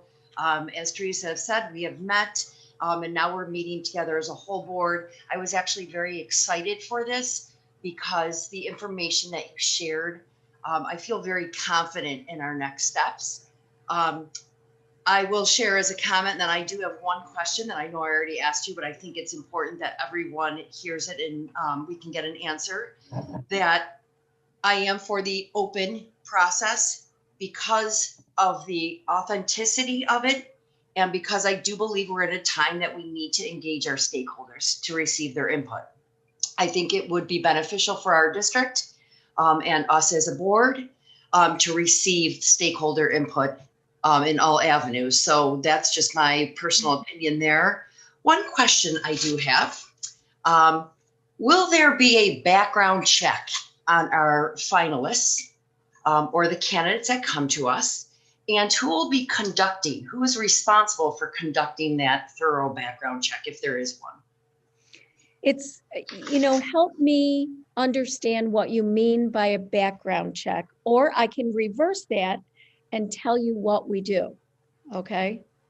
So just looking at, I know you mentioned that you'll go out to colleagues and have discussions.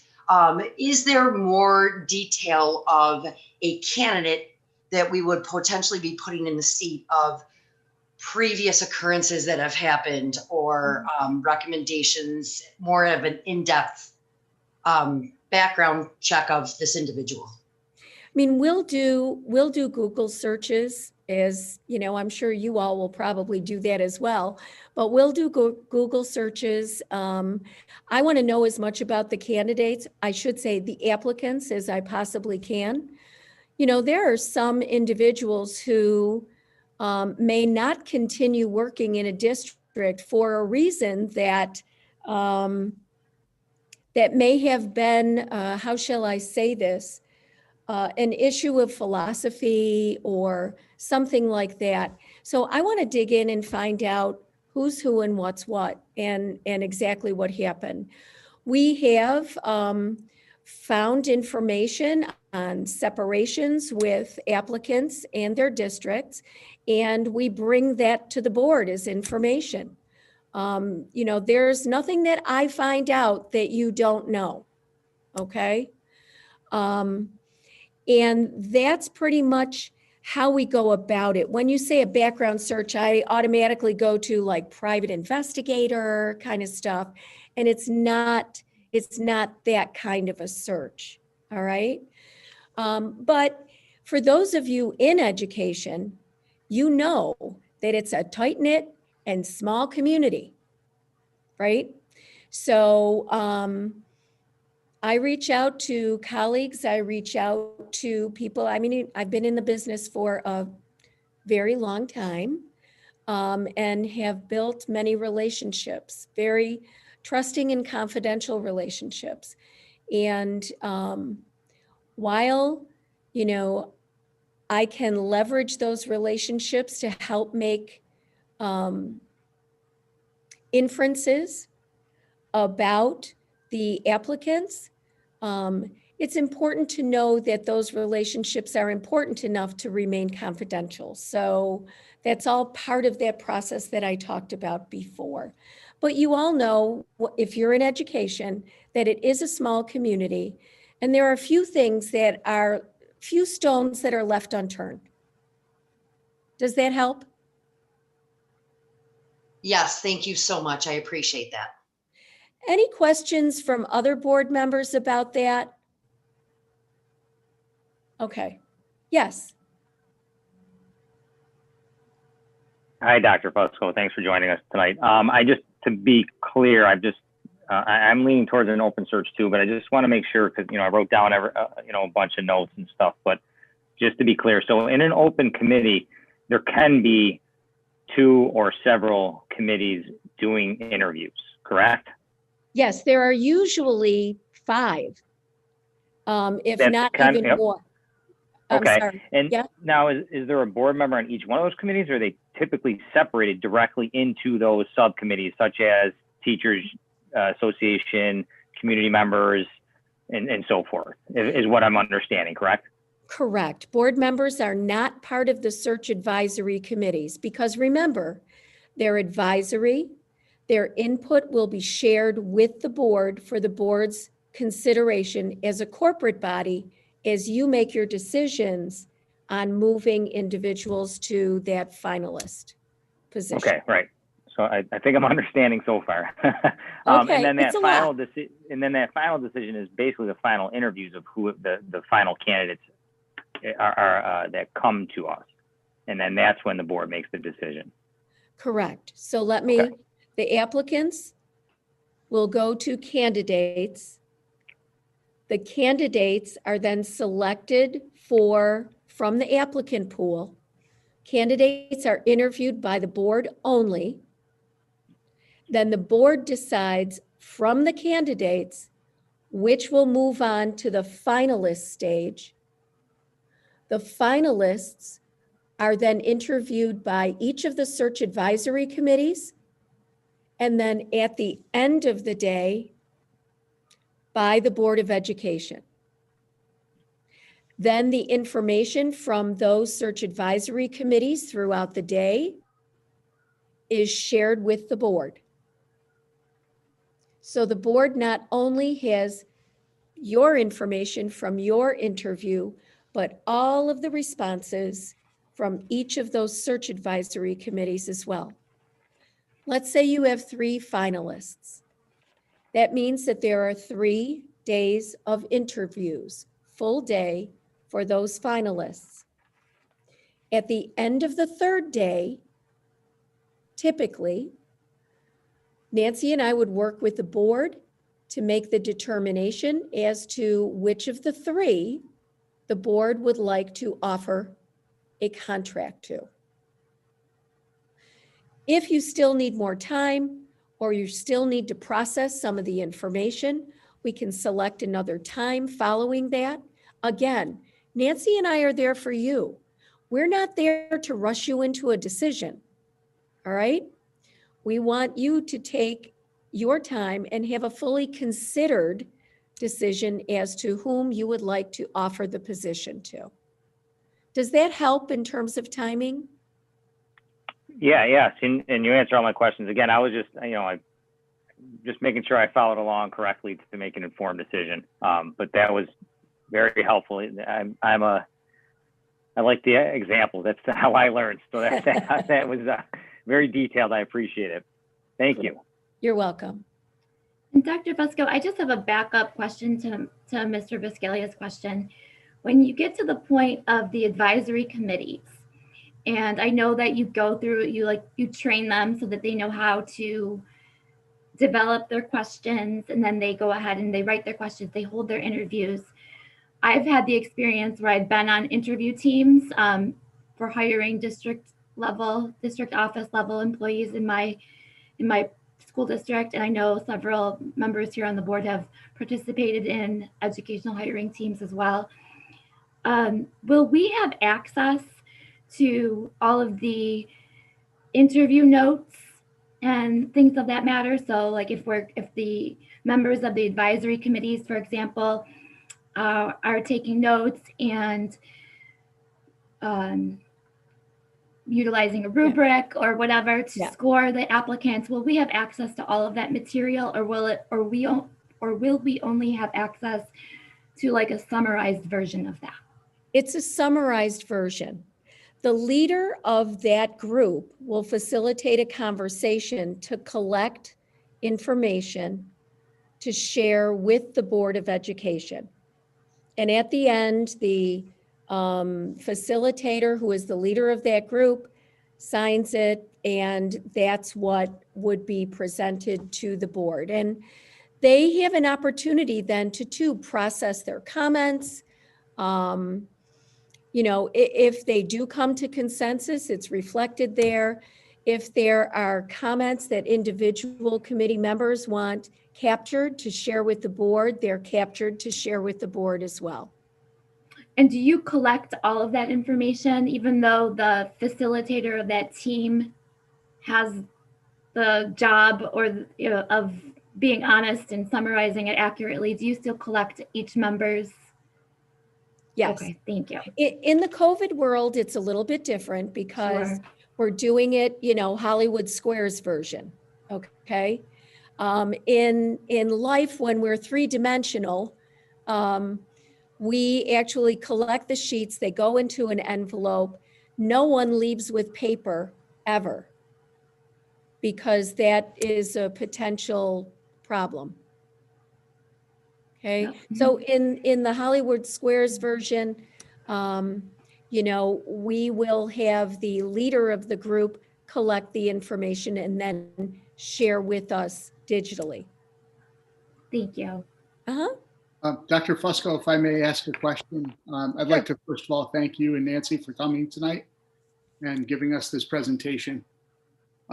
So my question kind of goes back to something that Ms. Kazmierzak-Bogner asked previously, and that's difference between an open and closed search. And you basically stated there's no impact on the number of applicants, essentially. You know, maybe some differences, but no major impact. Could you speak to an impact in quality of candidate? And I just want to clarify, Mr. Mecca, that is in my experience. Okay, there hasn't been that much of a difference. I think, you know, if you think about it, those who have a level of anonymity might be more open to investigating other opportunities when it can be confidential. Okay, so there is that aspect to the closed search. You would have more of those individuals who perhaps are seated superintendents, throwing their hat in the ring, colloquially. However, I do want to say this. Williamsville is a premier district. Okay, you all know that. And I think that this is a capstone superintendency for someone who may have been a superintendent in a number of other districts. This is the pinnacle. So I don't know that you would have the same impact of a closed search on quality, if you're following me here, Mr. Mecca, as maybe another district would have. All right? Does that answer your question? Yes. Go ahead, Ms. Kazmierzak. Oh, I'm sorry. Yes. Thank you. Thanks again. I just had a question, and I know you went through this in your presentation, but I'm not 100% clear, so I wanted to clarify. I am definitely leaning towards the open search based on the information you've shared so far, mostly because I think it's important that we have that level of stakeholder involvement. My question was about the confidentiality portion of the open search. So at what point in time in that search process, I know you said you have applicant, candidate, finalists, and then the person that we provide the offer to. At what point do those names become public is my question. At the finalist stage. Okay, that's what I thought. I just wanted to clarify. Thank you very much. You're welcome. And my question is actually a little related to that a little bit, was in the open phase, how much of it is open? Or I'm assuming based on your past answer that, say, the interviews and stuff like that are not going to be open or anything like that. So at what point does a lot of that, I guess the interviews or the board's decision and stuff like that become more open? Is it just documentation, or is it meetings and interviews? Is it deliberations? What phases and what parts would be open to the public? It's not open to the public in the sense that the public, the general public, can participate. Okay? Yep. The search advisory committees will interview each finalist. And it is at that point where the search advisory committees know who the finalists are, because they will be interviewing them. Okay, I understand. Does that help? Yes, thank you. Okay. Are there any other further questions? Mrs. Beeger. Yeah, I was holding back because I really don't have a question. It's more of a comment, but I think it might be helpful just in our conversation. Hi, Dr. Fusco. I've never met you before, but I work in another district that was involved in a search that was run by you and Erie Boces. And I was very impressed by the search because I felt as a stakeholder in the district that I was very involved. And I know that others felt that way too, that we had a voice in the direction who the superintendent would be. And it's such a big conversation piece, whether you're a teacher or a parent or, you know, administrator in the district. It impacts everybody. It ultimately impacts our kids. And I was very impressed by the process because I felt like there were multiple levels of surveys where I could say how I felt. And then those survey results would help to drive next steps and committees. We were informed very often throughout the process of what was happening. And so my hope, and I also feel, I think an open search is important. I think it's transparent. I think that it allows people to be part of which I think is important because I experienced that and I thought I was able to be very comfortable with the decision because I knew so many people were a part of that. So I just wanted to share that experience with you, but also with my board colleagues, because I know there's many ways to do this, but I know, at least speaking for me, I can't speak for other people who were involved in the process, but I know that people who, I was not on an interview committee, I have friends who were, they were trained in the process, they were able to put their own spin and voice on it, but they had support. And it's really an intense process. So we're not talking about like you get a survey in WITS and then we have a new superintendent. There's a lot to it, and I think that that's important right now in our district. So I just wanted to share that feedback with you as someone who's been through this process of wearing a different hat in a different district. And I feel really good about personally that we would have that kind of transparency, but also that process that involves so many different parties, that would be an option. So that's my personal feeling on the open, going with the open decision. Thank you. Thank you for your comments. I really appreciate it. Okay, so I don't want to rush anyone, but I also don't want to belabor this. Are there any final questions or comments for Dr. Fusco or for the group? We won't be taking our vote until we get down to the president's report, so we just have to go through a few other agenda items before that, but we will have a call for a motion soon. Any final questions or comments for the good of the order related to this? I don't see any hands up. Dr. Fusco and Ms. Wojnowski, thank you so much for your time this evening. You're welcome to continue to watch our meeting if you would like to. You can just turn off your video. If you'd like to stay on the call, you can. And thank you very much. We'll see what happens shortly. Thank you. It was our pleasure. Great to meet everyone. Great. Thank you. Good night. Good night. So just forgive me one moment, folks, till I get to my right spot here. So that was 5B. We're going to go through a few items real quickly, and then we'll get to our president's report, and that will be one of the items in the president's report after we go through our board goals. So we are on the consent agenda. May I have a motion, please, to approve consent agenda items 7 personnel, 8 business, and 9 special needs and student activities as presented? Thank you, Mrs. Van Cise. Mr. Bornstein is a second. Is there any discussion on the consent agenda items? Seeing none, all in favor? Opposed? Abstentions? Motion carried unanimously. I would like to thank the following retirees for their service to the district. Susan Farley, teacher aide at South High School for 13 years of service. Mary Ann Gambino, senior clerk typist, Office of Instruction for 18 years of service.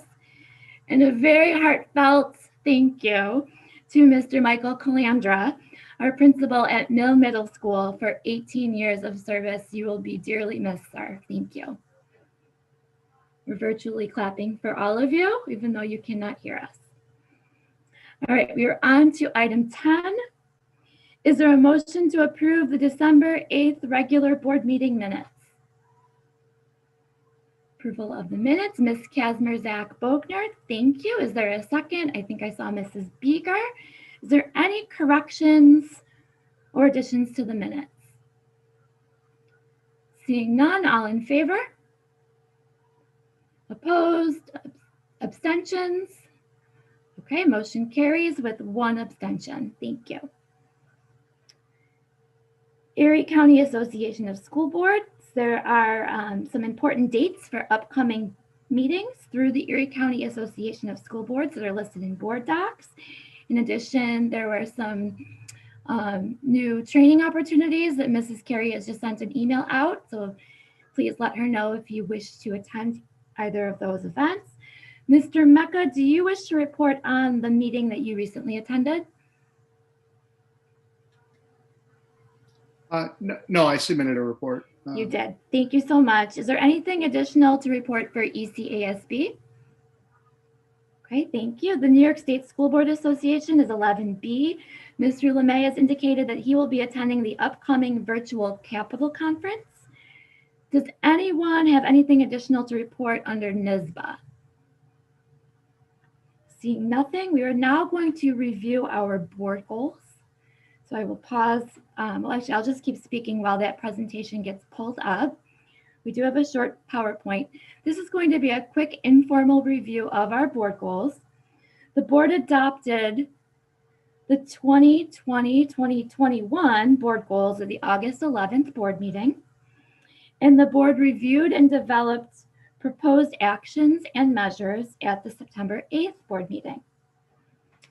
So go ahead and go to the next slide, please. So through this very brief presentation, I will not read everything. I just want to point out that it's here for the record. And we have 5 board goals this year, and a few different board members have each been assigned or have volunteered to go and do the work for this. So I took on student achievement. So all of the measures that you see are measures that I researched by going back through our board meeting agendas and looking at all of our board docs and meeting videos. And also Mrs. Carey gave each of us some assistance with this as well. So as you know, one of our primary responsibilities as a board is to monitor the progress of the district. And as one of our speakers pointed out today when he spoke, we have not yet to this year had a review of any of our student achievement data. And part of that has been because we don't have the same data available that we would have in past years. So as you can see, one of the bullet points I have down there is that due to COVID, in the spring of 2020, where we pivoted to remote learning, the state made the decision then to cancel the New York State exams for grades 3 through 8, and all of the high school regents exams were also canceled.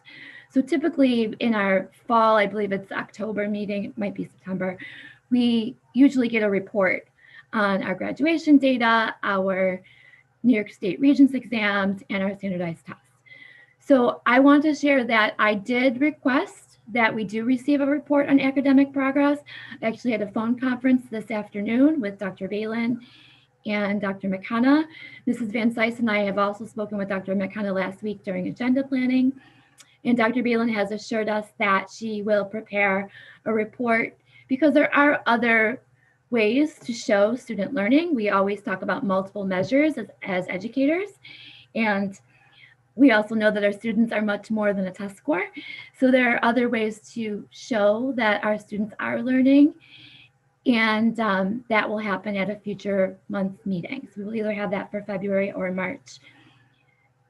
Are there any questions related to any of the bullet points that you see listed as measures for the goal of student learning and achievement?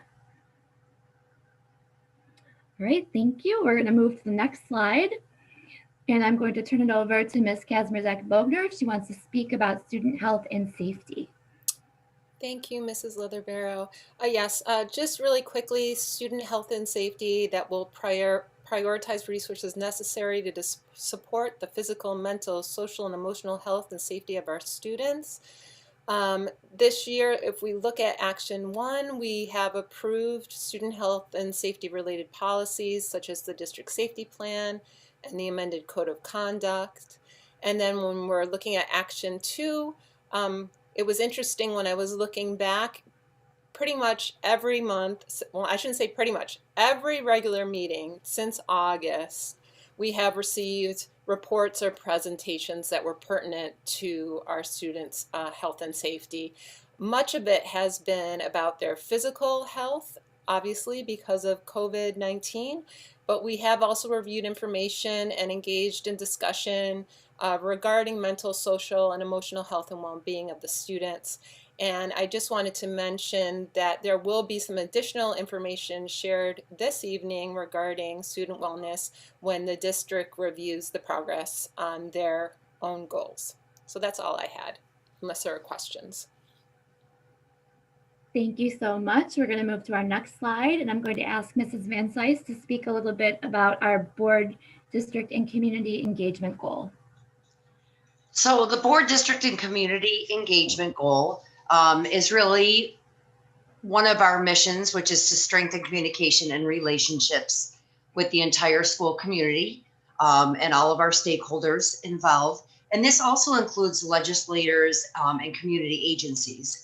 So dating back to the beginning of the school year, which we know starts really on July 1st, at our organizational meeting, just went through and listed all of the different activities that we've been involved in. We will be conducting school board visits. That's going to be happening later on this month. We will be doing our first one. COVID definitely, as we all know, has impeded much of our normalcy and face-to-face interactions. So we've had to be creative in finding other measures. We were still able to hold our community forum.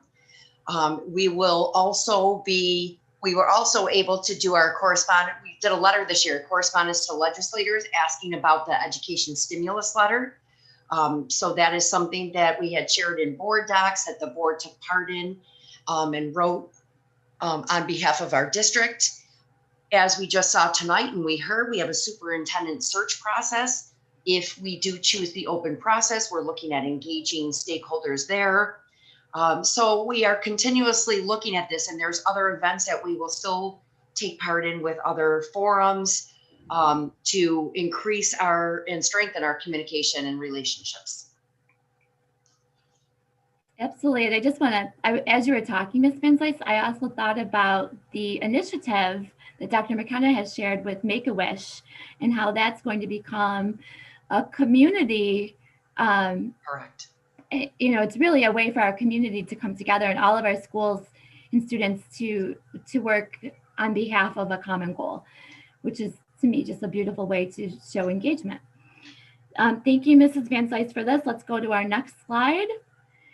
And Mr. Borenstein is going to speak briefly about our budget development and fiscal oversight goal. Sure. Thank you, Mrs. Leatherbarrel. In researching this important area, budget development and fiscal oversight, I also went back and read all the minutes of our meetings and also the board notes that are provided to us after those meetings to summarize what's going on. And here too, every single board meeting and then some, we are engaged in the financial and budget oversight initiative that is described here. So I felt really confident that we were sticking with our responsibilities in this area. And so without having to go back into the weeds as I did, these are the actions that we've approved and the measures that we've taken so far this year. And I can report that we've really stuck with our responsibility and really paid attention to this area very closely, especially this year. Open to any questions you may have. Thank you, Mr. Borenstein, for your work on this. I agree with you wholeheartedly, and I believe that more than ever this year, that this is going to be one of our primary focuses. This and our superintendent hiring process are really going to be the two things that we are going to be giving our time of in the most ways. So thank you for this. And our final goal is our Embracing Community Diversity goal, and I will ask Dr. McCleary if she'd like to report on this goal, please.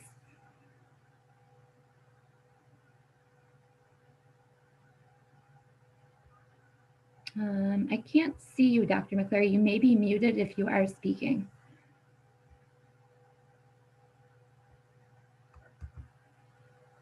You're muted, Dr. McCleary.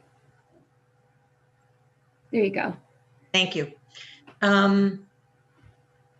This particular goal, I think, especially during our COVID time, is a little less concrete than the other goals because we're talking about activities that are not necessarily just, and I'm not trying to demean saying, oh, a committee report kind of thing, but we have done a number of things to either promote diversity or to bring forward that we know that diversity is a topic that we need to continually work on.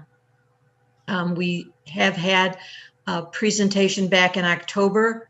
We will in fact have another diversity, inclusion, and equity presentation in a couple of minutes. And so I think it's two-sided. It kind of looks like maybe we're not doing a lot, and yet we are probably doing more to continue with awareness and trying to work forward on this important topic. We have an upcoming community forum in March that I believe also can have some impact in addition to hearing what kinds of things have already been going on with promoting diversity. Thank you, Dr. McCleary, for this report. And you are correct. Item 12D tonight, we will have a report. So I'm really excited to hear about this. And I also want to thank our speakers tonight that spoke.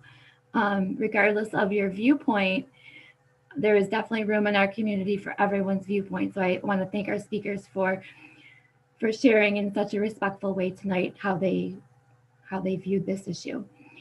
All right, so thank you. That will conclude the progress monitoring of our board goals. We will definitely be continuing to monitor these throughout the remainder of the year, and we'll do a final report at the end of the year using the super eval system when we do our board evaluation as well.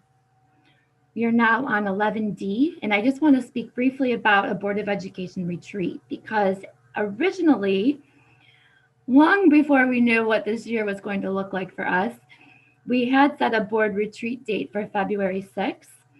I would like to propose that we hold off until August when we have finalized a contract with our superintendent. I believe our focus as board members should be on the superintendent hiring process and on the 2021 budget.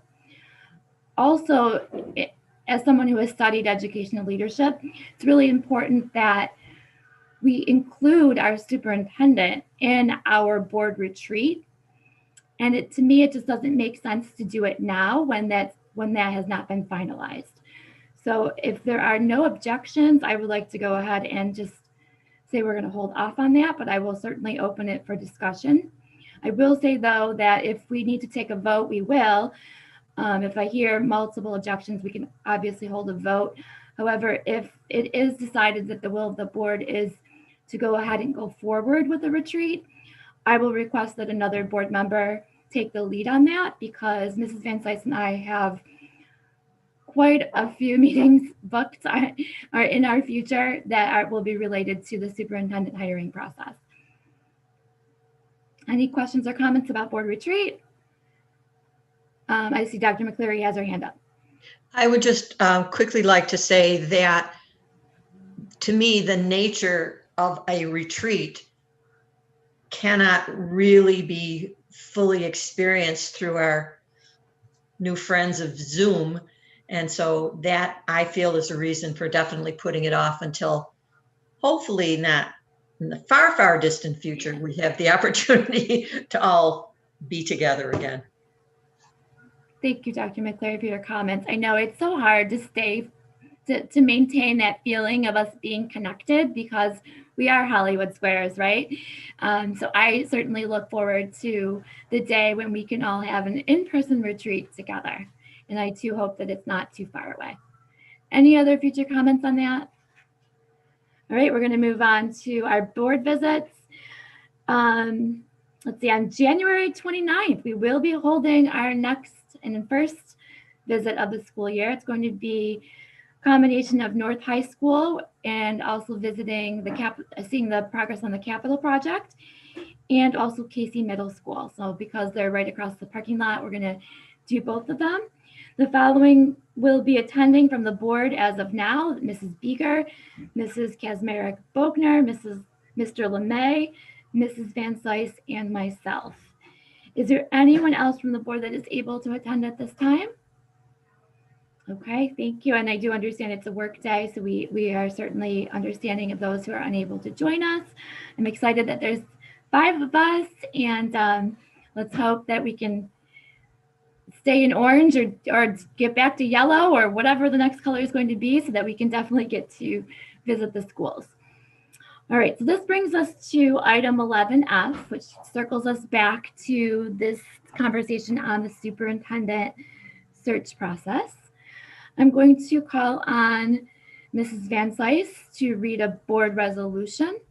We will then have discussion before we take our votes, because I do understand that it's a sort of a quick turnaround for a decision that we need to make. We also did talk about a timeline. I'm going to pause myself there so I don't discuss it too much before the resolution. So Mrs. Van Sice, you may go ahead with your resolution. May I have a motion, please, to appoint and indemnify Dr. Lynn Marie Fusco, Director, District Superintendent of Erie One BOCES, as search consultant for the position of Superintendent of Schools for the Williamsville Central School District at no compensation, and agrees to reimburse the Erie One BOCES for incidental costs associated with the search process, costs not to exceed $6,000. Thank you, Mrs. Van Sice, for that motion. I see Mr. Bisceglia as a second. Is there any discussion on this motion? Mr. Bornstein.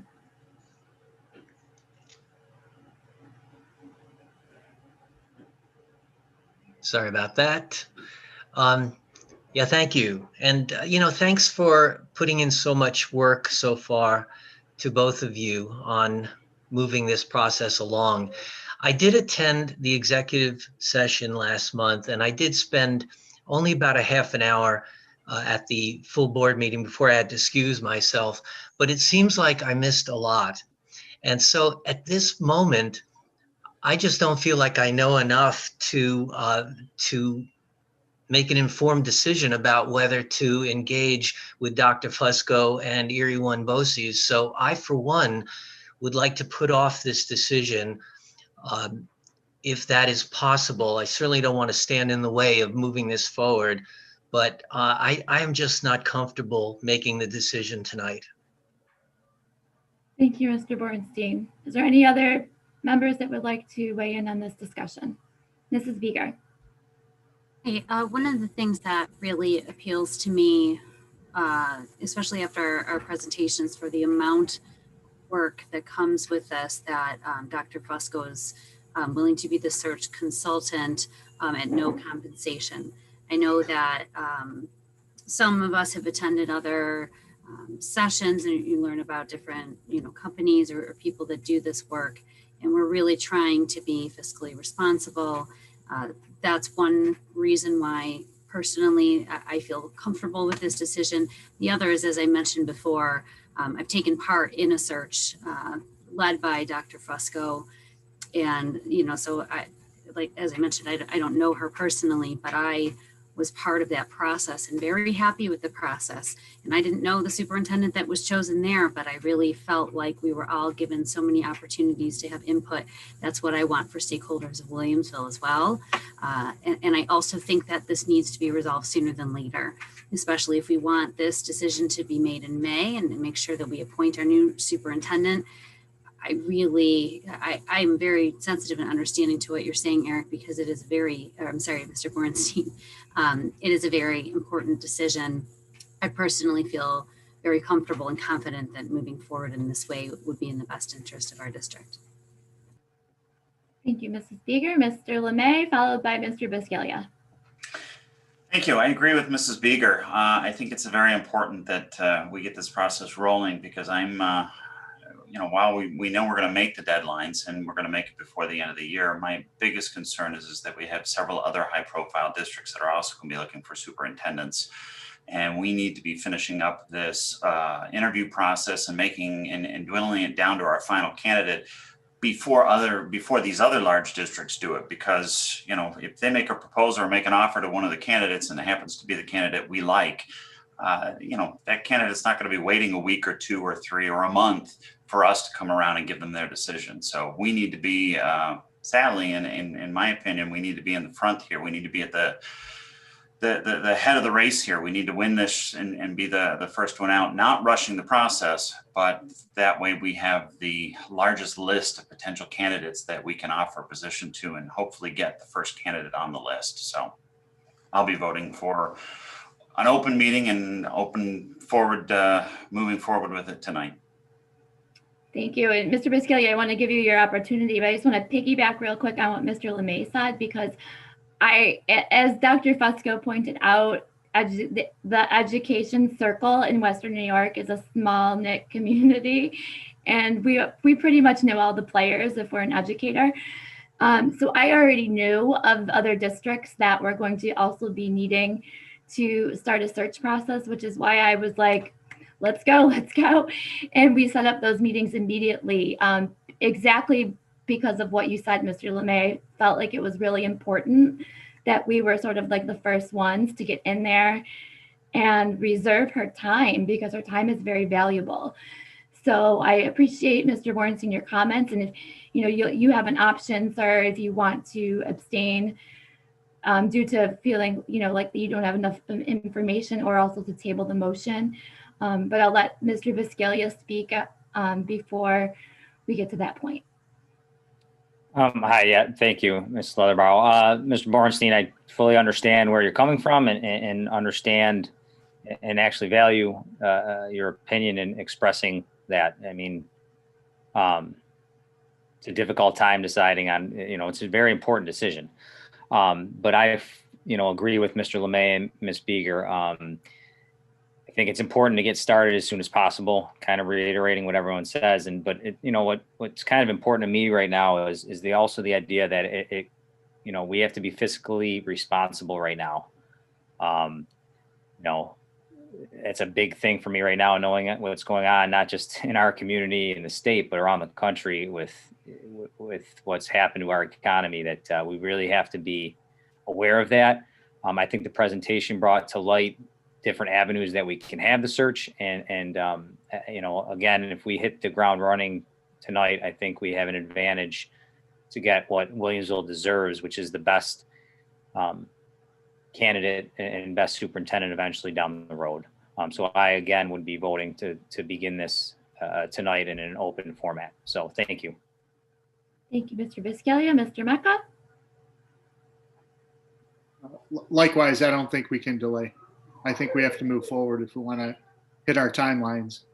And I certainly do want to hit our timelines and get ahead of the pack. All right, thank you, Mr. Mecca. Anyone else speak? Seeing none, on the motion made by Mrs. Van Cise, all in favor? Opposed? Abstentions? Thank you. For the record, motion carries 801. I now want to ask, and I think I already know the answer to it based on discussion, but is there a board member that wishes to make a motion regarding the nature of the search process being open or closed at this time? Mr. LeMay, go ahead, sir.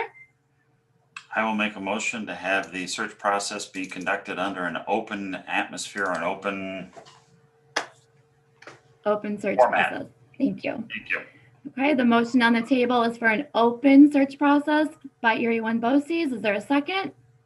Mrs. Beeger, thank you. Any discussion on that? I think we've discussed this already.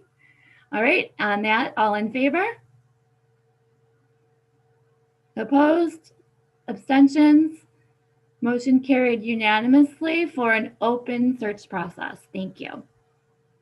All right, thank you everyone for all of your input on that. And Dr. Fusco, Ms. Wojnowski, if you're out there somewhere in Panelist land, we thank you and we look forward to working with you in the near future. Moving on to item 12, our superintendent's report. We will start with our community update. Dr. McKenna, I turn it over to you, sir, for our community update. Thank you very much, Ms. Leatherbarrow. As we begin our community update, I just want to say to you, I believe our community update will answer a lot of the questions that were asked today in public expression. So I believe most of them will be addressed. And before we begin too, I just want to congratulate all of our retirees and a special, congratulations to Mr. Calandra, who has just had a stellar career here in Williamsville, and we're going to miss him very much, and we wish him the very best. And Mike, congratulations, you've done a great job, and we're very proud of you. And now we'll go on to the community update. We've got some pretty good information to be sharing here tonight, so we'll get right to it. Some extensive information that we'd like to bring everybody up to speed on. Number one, Nick, if you go to the next slide, we're going to bring everybody up to speed on our COVID-19 testing and vaccinations. We've been, as you can see, we began in New York State orange zone testing on the week of December 9th. That week we had 857 total tests with 1 positive. The week of December 21st, we had 912 tests with 0 positive tests. And January 6th, we had 946 tests with 3 positives. That's a total of 2,715 total tests that we have conducted so far with 4 positive results. Next slide. Our next testing period is going to begin on January 19th, 2021. And it'll go through January 21st. We'll be sending out our regular letter that we've been sending out for the last 3 weeks, notifying people of the process. Please make sure that you are looking at your WITS account, and the district will send it out in text message reminders. Principals and assistant principals will continue to follow up with the families, and I want to thank all our families out there who have been so cooperative. We've really had some great results, and everybody's been really helping us out through this process. So I just want to say thank you to all of our families and everyone who has been participating through this testing process. Next slide. Also wanted to just bring everybody up. We had some questions this week just about the testing school closures. On December 4th, the New York State Department of Health updated the guidance for orange zone clusters, and that's the guidance that we are still using right now.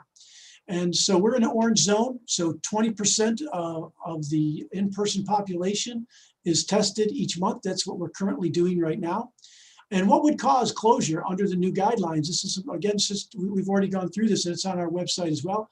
But again, if the random sampling generates 9 or more positive cases in a school, or if a sample size of more than 300 weekly tests achieves a positivity rate of 3%, of one such discrete sample, then the school will be required to close. And it's important we note there that's part of the random sampling testing that we've been doing. So that's been a question that's come up. So it's based on the random sampling because that's what came out in the December 4th memo, guidance memo from the New York State Department of Health. The Erie County Department of Health did put out a recent memo last week, but that was really their processes that they're going to be using as they work with school districts. So ECDOH will monitor testing results, and they will work with school districts to determine if possible schools need to be closed. But they'll be looking at the school report card. They'll be looking at the dashboard, and they'll be looking at our tests that we do from the random sample. And if they see any problems or issues, they'll contact us and work with us. But I want to just reiterate that we are using the orange zone guidance from the memo that came out on December 4th. So I just wanted to clarify that because this week we did get multiple questions that came our way. Next slide. The daily COVID-19 report. It's important to note that the district can only report cases that are confirmed by the Erie County Department of Health.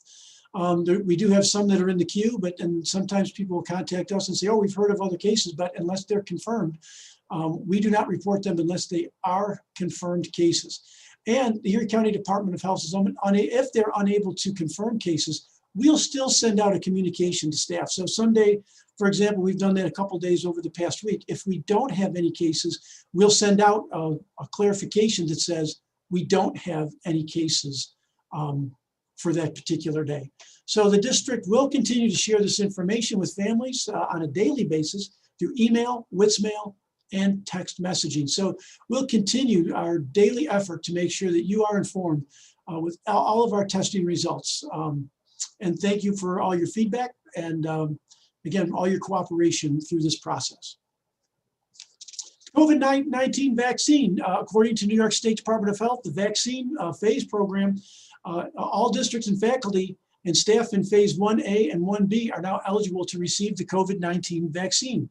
I know I put in to try to get it. Many of the staff have, I've heard that many of the staff are now scheduled to get their vaccine. So that's excellent. I know I put my name out and I'm waiting to hear back. The Erie County Department of Health even put, I think, on their website that it could take, weeks and sometimes months. But some people have gotten instant appointments. So we're going to continue to keep working that process. I sent an email to all the faculty and staff with the information, how to sign up and receive notifications. We're excited that this process is beginning, and we look forward to working with Erie County Department of Health and as we go through this process as well. And thank you for your questions that you had over the last couple of days. We hope that the email we put out answers your questions as well. We want to do some instructional model information for you next. Next slide.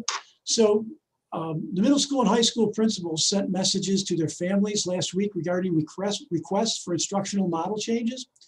The requests are due by tomorrow, January 13th, 2021. And our goal is to be as accommodating as possible.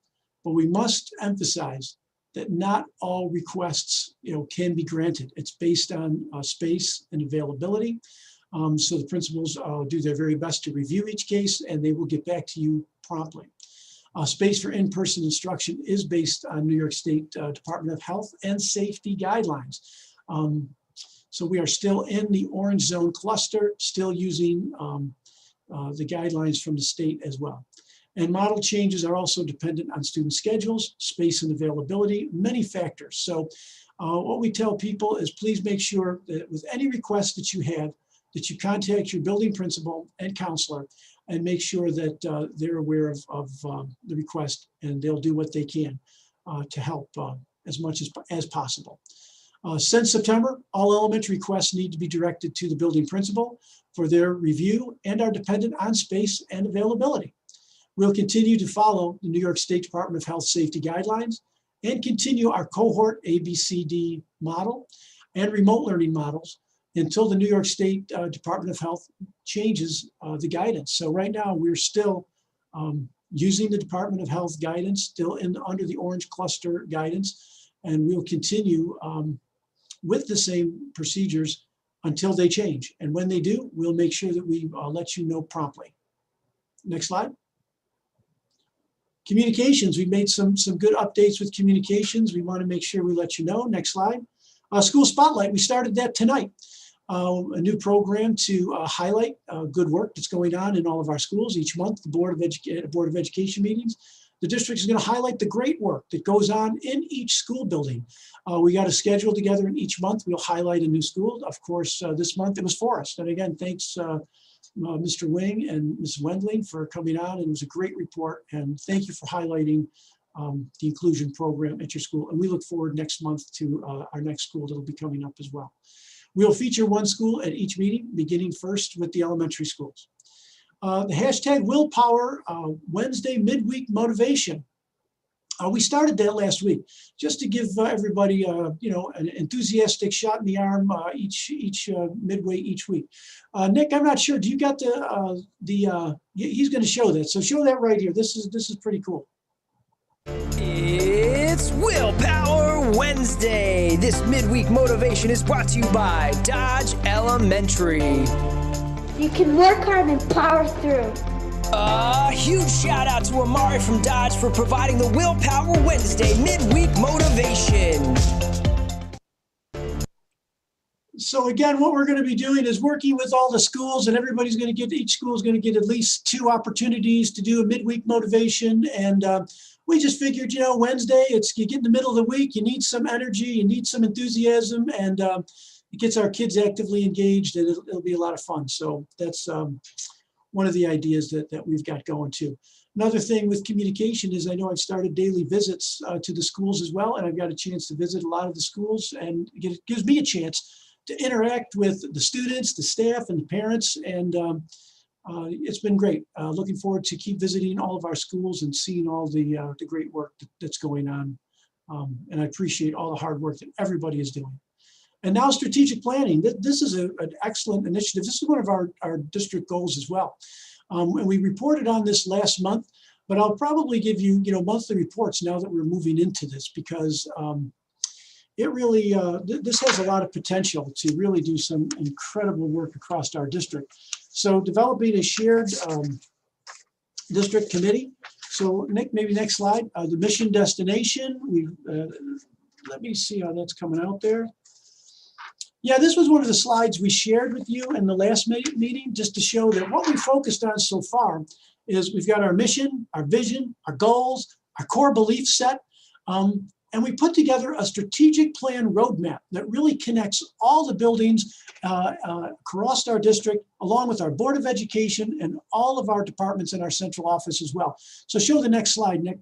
So remember, we showed this last meeting too. And what this is this is a schematic of this strategic plan. And what this shows is that we're all united. We're all going to work together around common vision, mission, and goals. And we're going to do vertical and horizontal articulation of our vision, mission, and goals.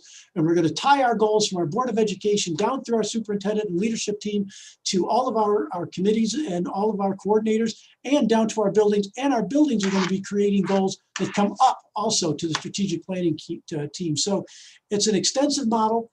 We had our first meeting. We introduced it to the committee. There's a lot of enthusiasm about it, and we're really looking forward. We got 2 meetings coming up here too next month that we're excited about the process of implementing this plan. Next slide.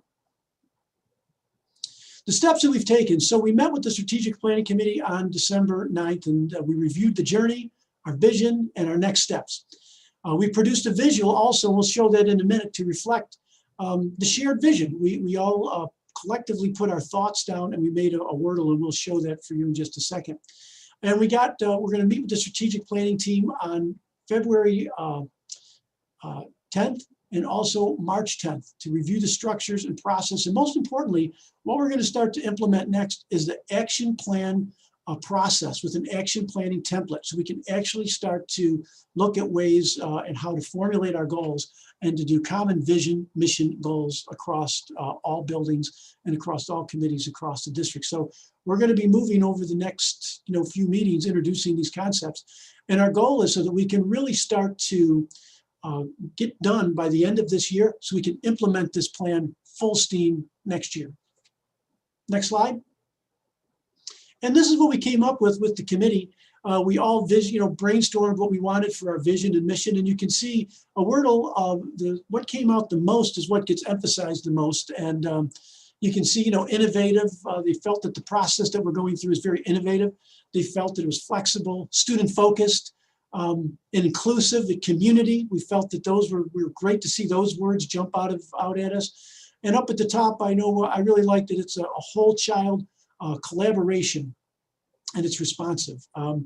We had a lot of positive feedback from the committee, and we're very excited about when we saw this and what jumped out at us. It made us realize that we really are all connecting and getting on the same page. So we just wanted to share this with you, and just let you know that we're moving full steam ahead with the strategic planning initiative, and it's moving in an excellent direction. Next slide. The Superintendent's Community Council, we're going to be meeting at the end of this month. Next slide, Nick. The Superintendent's Community Council consists of local leaders throughout Western New York and is scheduled to meet on January 27th. So we got a meeting at the end of this month, and that's basically community leaders from really all across our region.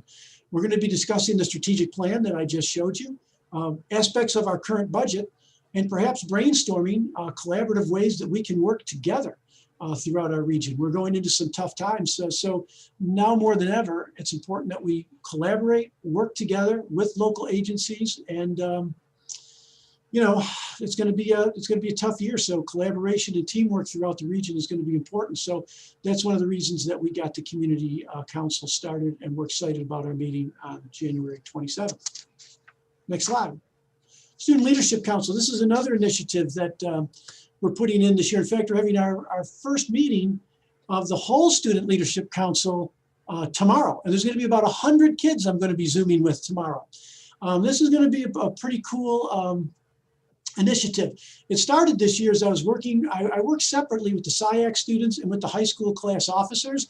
And we've realized that we have so much common goals that we united these groups to come together so that we can then do big community and district initiatives. And one of the things that we're really working on now is the Make-A-Wish initiative.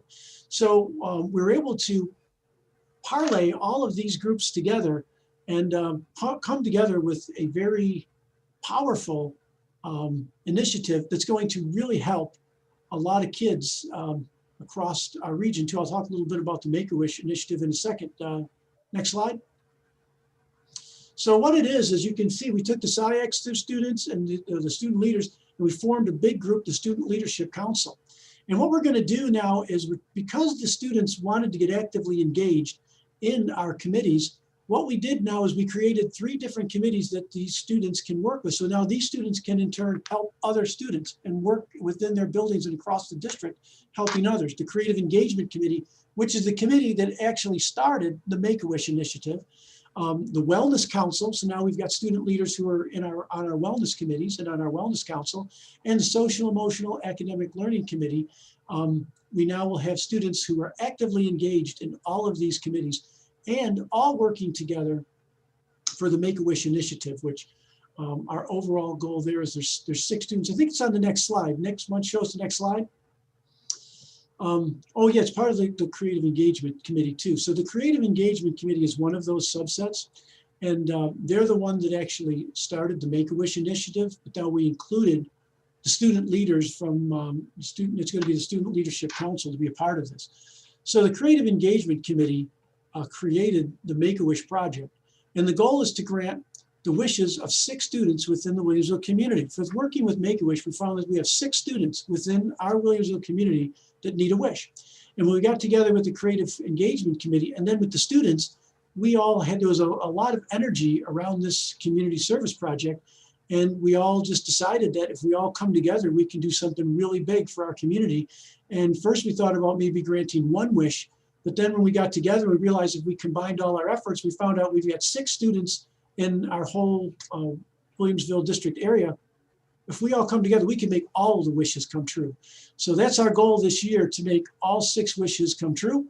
We got a basic timeline. We're going to start on March 1st, and we're going to do the kickoff in each building on March 1st, and it's slated to end with a culminating event on April 29th. So more to come on this. I'll keep you updated on this initiative, because this is going to be an excellent initiative that really is going to unite our district moving forward.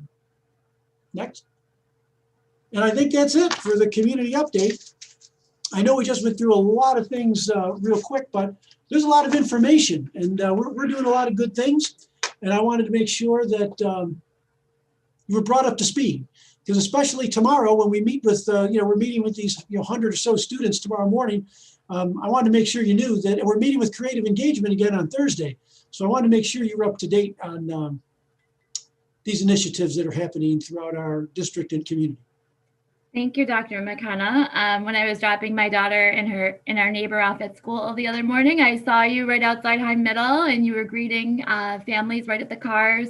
Principal was welcoming students and knew their names, which is so important and harder to do when everyone's wearing a mask. So it was great to see you that morning, and I appreciate you making that part of your goal for the new year, to be at schools and start your day that way. I will be at the community council meeting that you are going to be having on January 27th. So thank you for that. I do have a question. And it sort of is related to something that one of the speakers asked tonight. If a student is in the hybrid model and they haven't been showing up for class, they've been choosing to join remotely, will they, or could there be a situation where that student might be moved to the remote program to open that seat for a student who may be wanting to come in?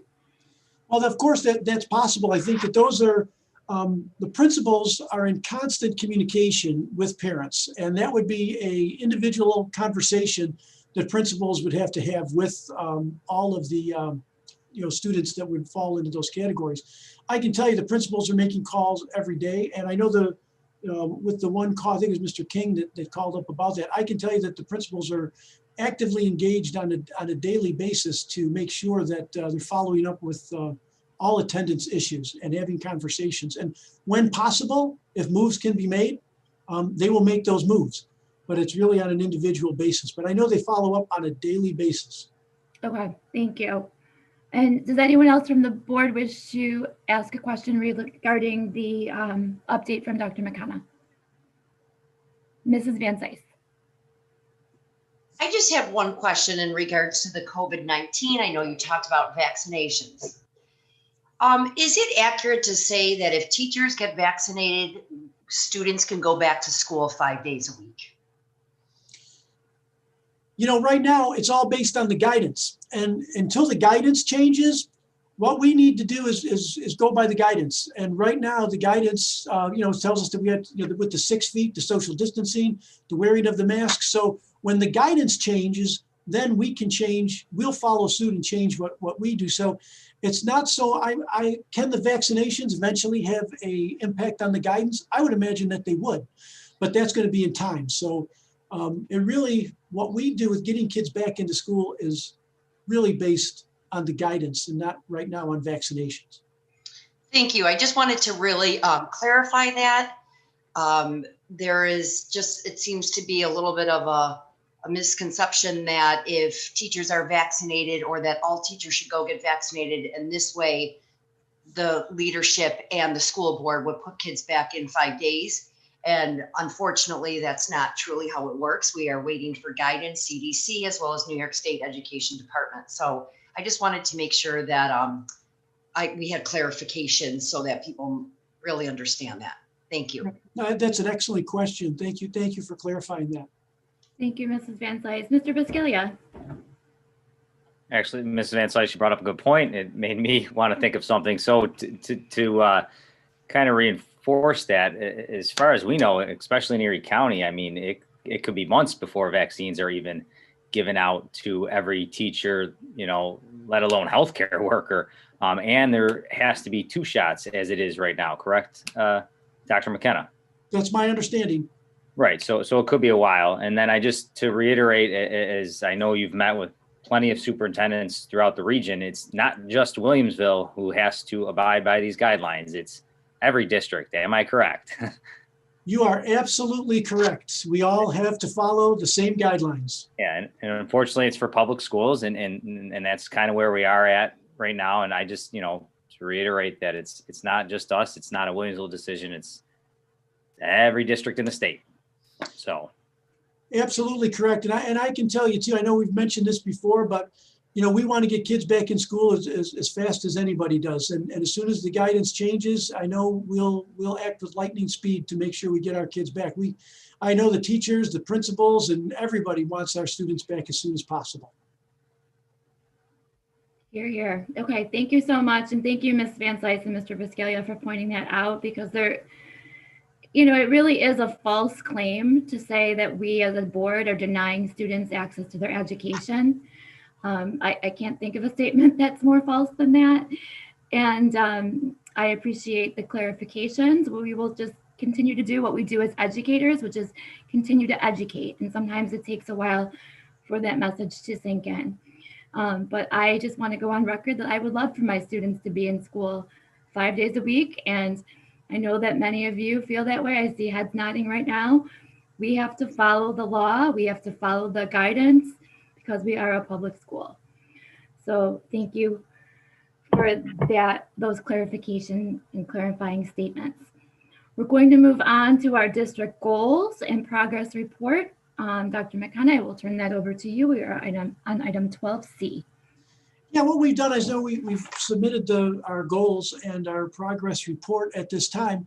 And there's a lot of detail in there. What I've asked the leadership team to do at this midpoint is to highlight what they feel right now are their main accomplishments thus far at the beginning, at the mid-year point. And we're very proud of our goals. We've made some great accomplishments this year. I know the board has had a chance to look through our goals. And we have made some bold goals this year. And we've made some outstanding progress towards those goals.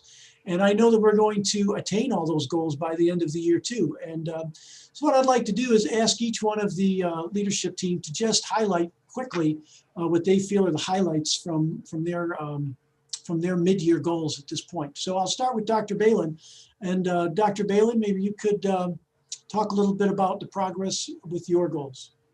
And thank you. And just before, Dr. Balin, before you speak, it's not pulled up on a PowerPoint, but for those following along on Board Docs, which is accessible to everyone in our community, we are on item 12C. And so you can find this right on off of our link from our district website if you wish to pull up this report. Thank you. Thank you, Dr. McKenna, and thank you again to the board. Some of the highlights I would like to mention, the first of which is our support for literacy instruction. One of our goals spoke to the implementation, rather the continued implementation of our reading and workshop models. As you may be aware, I know the board is aware, but just so the public is also aware, we have been partnering and utilizing resources from the Teachers College Reading and Writing Project. There's quite an extensive progress report in the document, but some of the things I would like to highlight include the resources that our classroom teachers have been utilizing. It has been a blend of both teacher created and also Teachers College provided resources. These include some wonderful video resources that really bring the Readers and Writers Workshop to life for students. We have, in an unsolicited manner, received many comments and very positive remarks about student engagement with the resources. And that is really a pleasure to hear. I think one of the things that we really want to emphasize is what is the impact on the students? And that's really what this has really shown for us as being so impactful. Continued efforts to make sure that this is not only continued in elementary, but also we've had several opportunities and more so coming at the middle school level. And I am so proud to say that just recently, we are planning for and have held some additional sessions for middle school teachers. Those are considered our one-day quick starts. You've heard about that term before. We are also planning for our 5th 4-day summer institute this summer. We have, in fact, due to circumstances last year, we did a lot of this virtually, and our partnership school model has continued. So we are extremely proud of the work that's involved here. And we look forward to continuing these efforts, expanding the efforts, and certainly the impact on students is something that we are wanting to hear more and more about. So thank you for the opportunity to talk about this tonight, and certainly more to come. Thank you for your efforts, Dr. Balin. Just outstanding progress. And next, Mr. Scanzuzzo, I'll have you say a few things about your department. Thank you, Dr. McKenna. Happy New Year to the school board. I'd like to just kind of, reiterate and piggyback on the presentation you saw today at Forest. Forest is currently one of 13 schools that we work closely with to try to provide additional opportunities for students that fall under that vulnerable population category to receive additional supports during this difficult time of COVID-19. And it varies at different buildings. And again, it's based on spatial considerations for the opportunity to progress monitor and make decisions on bringing back students for additional in-person instruction where we can afford the opportunity to do so, in addition to providing additional kind of our special circumstances that we have on Wednesdays at the high school for students with disabilities to get additional one-on-one support or small group instruction with their special education teachers, their general education teachers on Wednesdays. I want to thank our transportation department for allowing those additional opportunities to happen on Wednesdays where they're busing some of these kids in at some of our elementary schools. The list is growing, so I'm happy to say that as more students are being recognized through progress monitoring, that they really would benefit from more in-person instruction, that we're providing them with those opportunities. In addition to the fact that, as Mrs. Kazmarek Bogner had mentioned earlier, the culmination of being able to bring everybody together and provide the testing to have in-person instruction from our nurse practitioner who's working endless hours. Christine Harding has been a rock star in our department, from the dashboard, daily COVID updates that she's submitting to the state on the dashboard, to just scheduling all the information of getting people tested with our IT department, who's been amazing. And when you talk to the nurses at Aviana, who are the third-party vendor that we're using to do our testing, they're like, this is like you guys should be doing this like for a business, because it's so well coordinated, runs smoothly. People don't sit in a chair for more than literally, and sat there and witnessed it no more than 30 seconds before they're taken, to mitigate the chances of people congregating. So that the whole setup has just been outstanding. The people that have been selected and randomly chosen have been amazing for us. Without them, we wouldn't be open. And so I think this collaborative effort that's taken place in such a small amount of time, with such a large amount of people that we have to make accommodations for to stay open, is incredible. And I want to thank all my colleagues, and Tom Matursky plays an integral part in that, but everybody who has a hand in getting this whole thing together, and really Nick Filipowski's ability to get information out to families, so that it's clear and it's concise, and it doesn't add more questions, but provide solutions. And that's really what we're trying to do during this ever-changing, difficult time, where what we forecasted in September has now changed, in January, and I can imagine that by June it's going to change even more. So the ability to stay flexible but keep students as our main concern and our main focus is really what we're all about. I'm proud of the work that we're doing with mental health and wellness. It's, partnering with the University of Buffalo's Institute of Trauma and Trauma-Informed Care is going to start providing in-service opportunities in our catalog on January 22nd. They're going to offer a plethora of opportunities, not only for teachers, but for aides, which has been a major concern and something that we've listened to very carefully.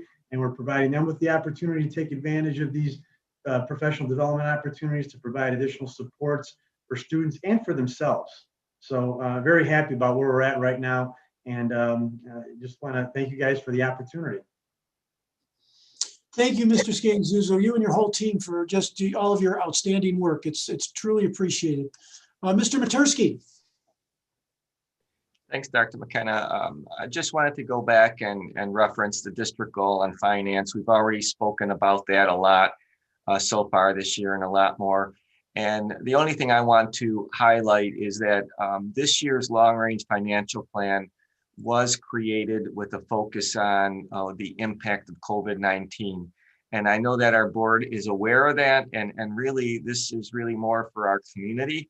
If you are interested in finding out a little bit more about what the budget development process is and what makes up our budgets, from how we are calculated and provided state aid and the other revenues, as well as the major expense drivers and even explanation of fund balance, I would recommend that you use that document as a reference, because in addition to the presentation, there's a lengthy written report that goes with that plan. And as I said, it really highlights the issues we're facing as a result of COVID-19. Thank you very much, Mr. Matursky, and for all of your budget expertise. We really appreciate it. Ms. Cooper.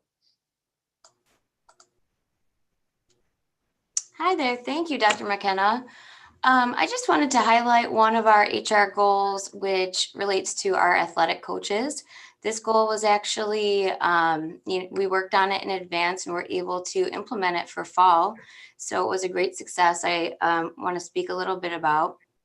And our goal was essentially to review and improve our processes for hiring and evaluating coaches. We wanted to ensure that performance expectations were clear, that they were consistent district-wide across all of our schools, and really ultimately to ensure we're always hiring and retaining the best possible coaching staff for our kids.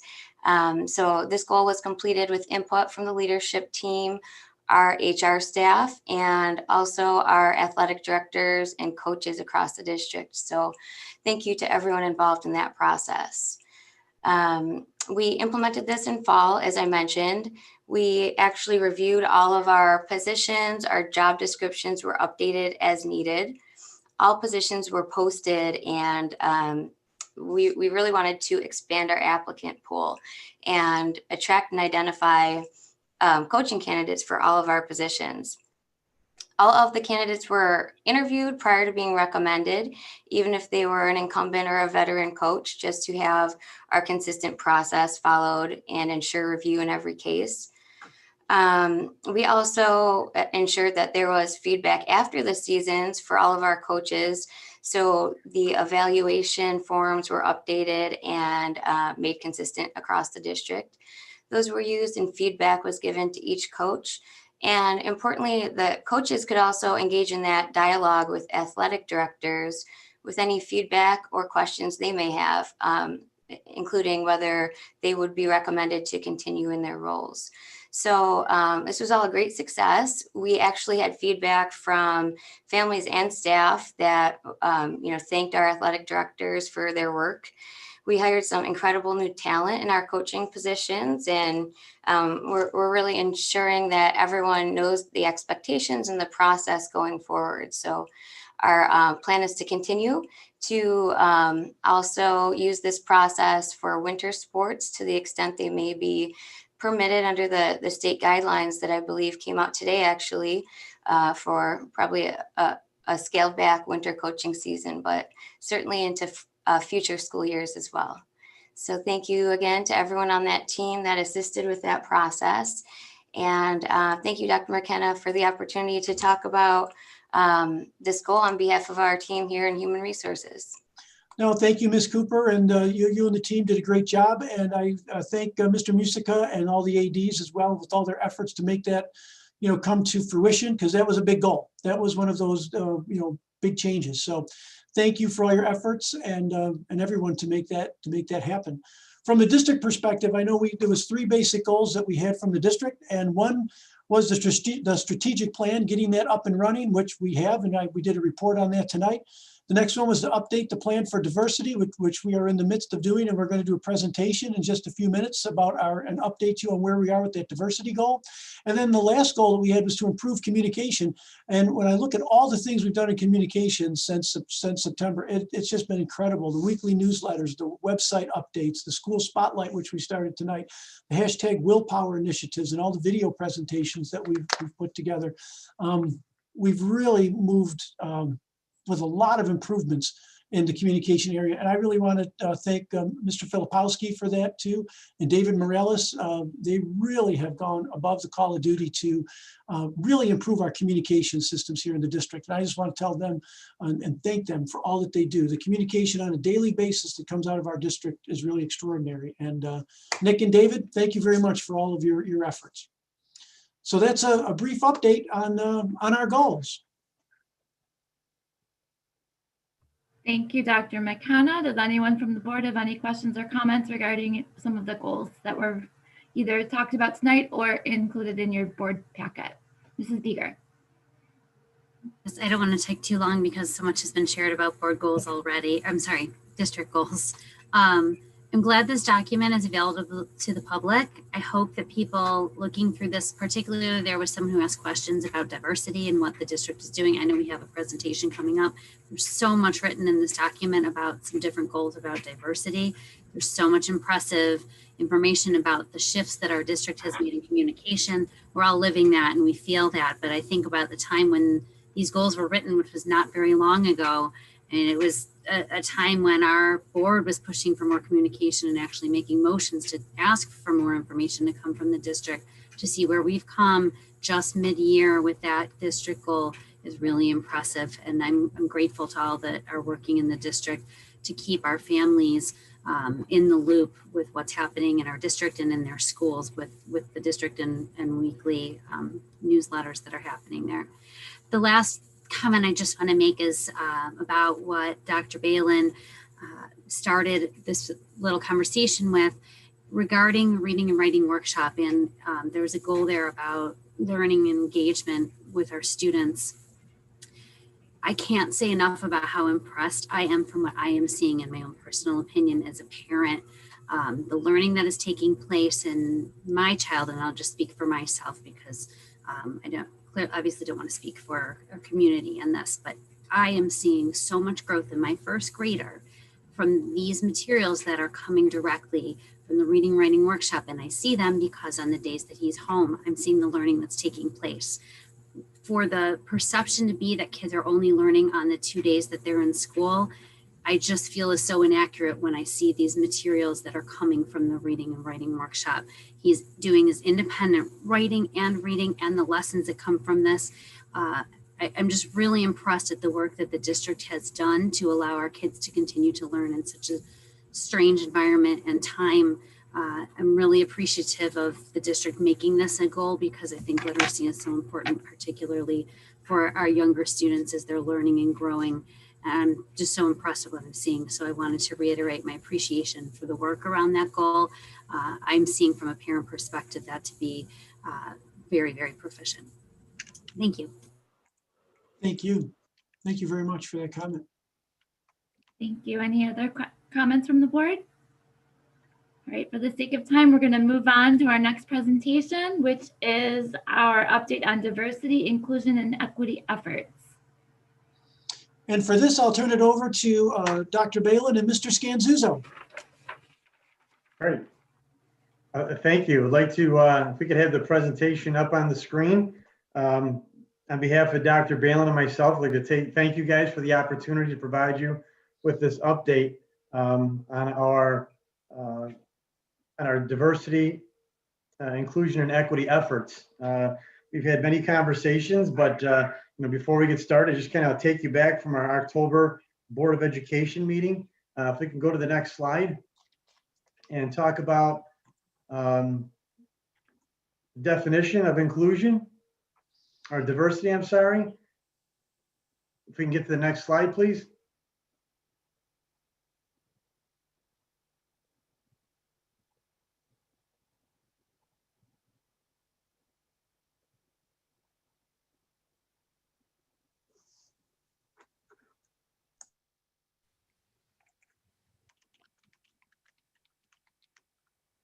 All right, there we go.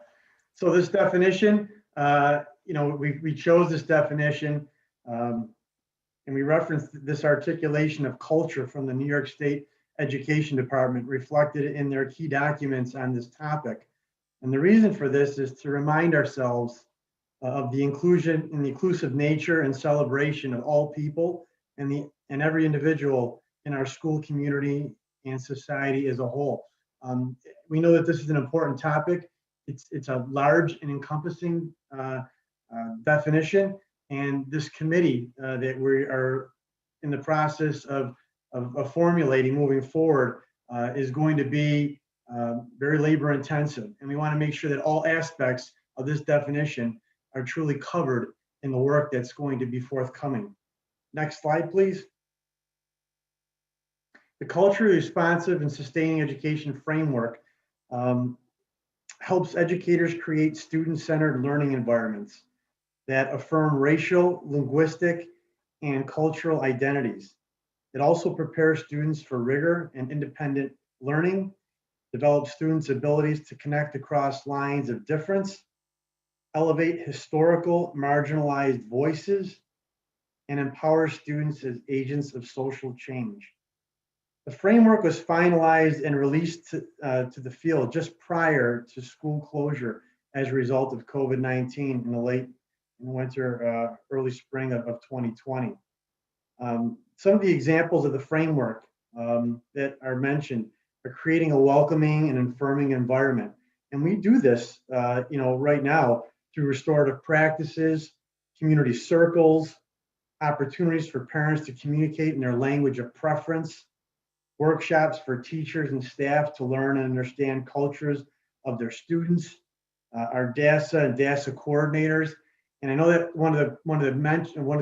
during public expression, one of the speakers talked about disproportionality and equity in discipline among race. And that disproportionality, I'm proud to say, is something that we fall into meeting the expectation by state guidelines for our district. And I'm proud to say that for the last few years, we've met that metric. It also fosters high expectations and rigorous instruction, basically holding high expectations for all students. Current levels are addressed particularly in social studies classes with a Board of Education policy that provides guidance on controversial topics in the classroom. And I know that sometimes, as board members, I'm sure you've heard parents reach out to you about some concerns. So, referring them to our policy would be appropriate in that manner. The inclusion of parents in cultural events in schools help further understand and the acceptance. I know that we have flavors of East as an example. I know we have flavors sometimes at various elementary schools where we celebrate various cultures. We have multicultural celebrations throughout our buildings. And we also identify inclusive curriculum and assessment. So in ELA, reading and writing workshops, as well as our library collections, the curations of our reading collections also fulfill this obligation. Student activities participating in social emotional learning, community service requirement for students while enrolled in participation in government, which empowers them to be a positive change within their community and their school. They also have the opportunities to take part in the curriculum council process. And we also engage in ongoing professional learning and support, where our teachers have examined the personal biases through professional development with Emily Chirello, implementation teams regarding professional development opportunities that are within our course catalog, and some conferences that we've had people attend at various stages. And also, just when we talk about our policy review through BOCES and our annual processes for review of our dress code, our code of conduct, and those kinds of things are things that we take pride in. We have high expectations for ourselves as a district and community, and we make sure that we're holding ourselves to the highest level provided. At this point, next slide, I'll turn it over to Dr. Balin, and she'll talk about kind of where we've been since we met in October. Thank you, Mr. Scanzuzzo, and good evening once again, everyone. So we had shared with you in October some examples, and at that time we also provided some pictures and visuals of what our schools have continued to do to celebrate and embrace diversity. Some of those are shown here on the screen. Certainly to say the impact of COVID has also impacted some of these ways that we have had schools engage, but one of those, Tony had mentioned the flavors of East. While that in and of itself is not possible at this time, what they are actually doing at East now involves a digital cookbook that they are putting together. So I applaud the efforts that have been made to really revisit and reconceptualize some of the engagement strategies, and certainly the creativity is really leaps and bounds. They're doing some great work at the building level. On the screen are just some examples that we shared with you in October. Next screen, please. So we wanted to talk with you. Since October, a great deal of work has been done, and many efforts focused upon diversity, inclusion, and equity have been undertaken. So the next two slides really talk about these activities over the last couple of months, some of the things that we've already been able to accomplish, some foundational pieces that have been put into place, and also some next steps that we are looking to take. So in November, we wanted to share with you that Dr. Rosa Debate and Linda Rouet met with student leaders and their advisors from each high school. Diversity is a theme that students also referenced in several of our meetings and meetings that they've had. Therefore, we thought it was best to review with that group the New York State Education Department document that Mr. Scanzuzzo spoke about, the Culturally Responsive Sustaining Education Framework. With the students, Rosa and Linda led the discussion with the students using a series of questions and prompts regarding mindsets, guidelines, and student expectations. As we go a little bit deeper into the presentation, we'll talk more about how that framework is also being shared with other audiences. In addition, we wanted to share with you that Mr. Scanzuzzo and I, and also in partnership with our district leaders, have had many conversations with professionals and experts that have engaged in diversity work themselves. These are people in our field, some of whom you'll recognize their names. Most recently, we had the great pleasure of talking with Dr. Louvel Brown. Dr. Brown is the superintendent of the Ithaca Central School District. He has spoken on and presented several workshops on the topic of diversity for vast audiences. To say that was engaging and innovative is really an understatement regarding the conversation. We had many discussions about what Dr. Brown has done, not just in his district from a district perspective, and as a sitting superintendent, certainly has been very actively involved there, but he has actually partnered and done work across the country with different educational institutions and many K through 12, either districts or schools.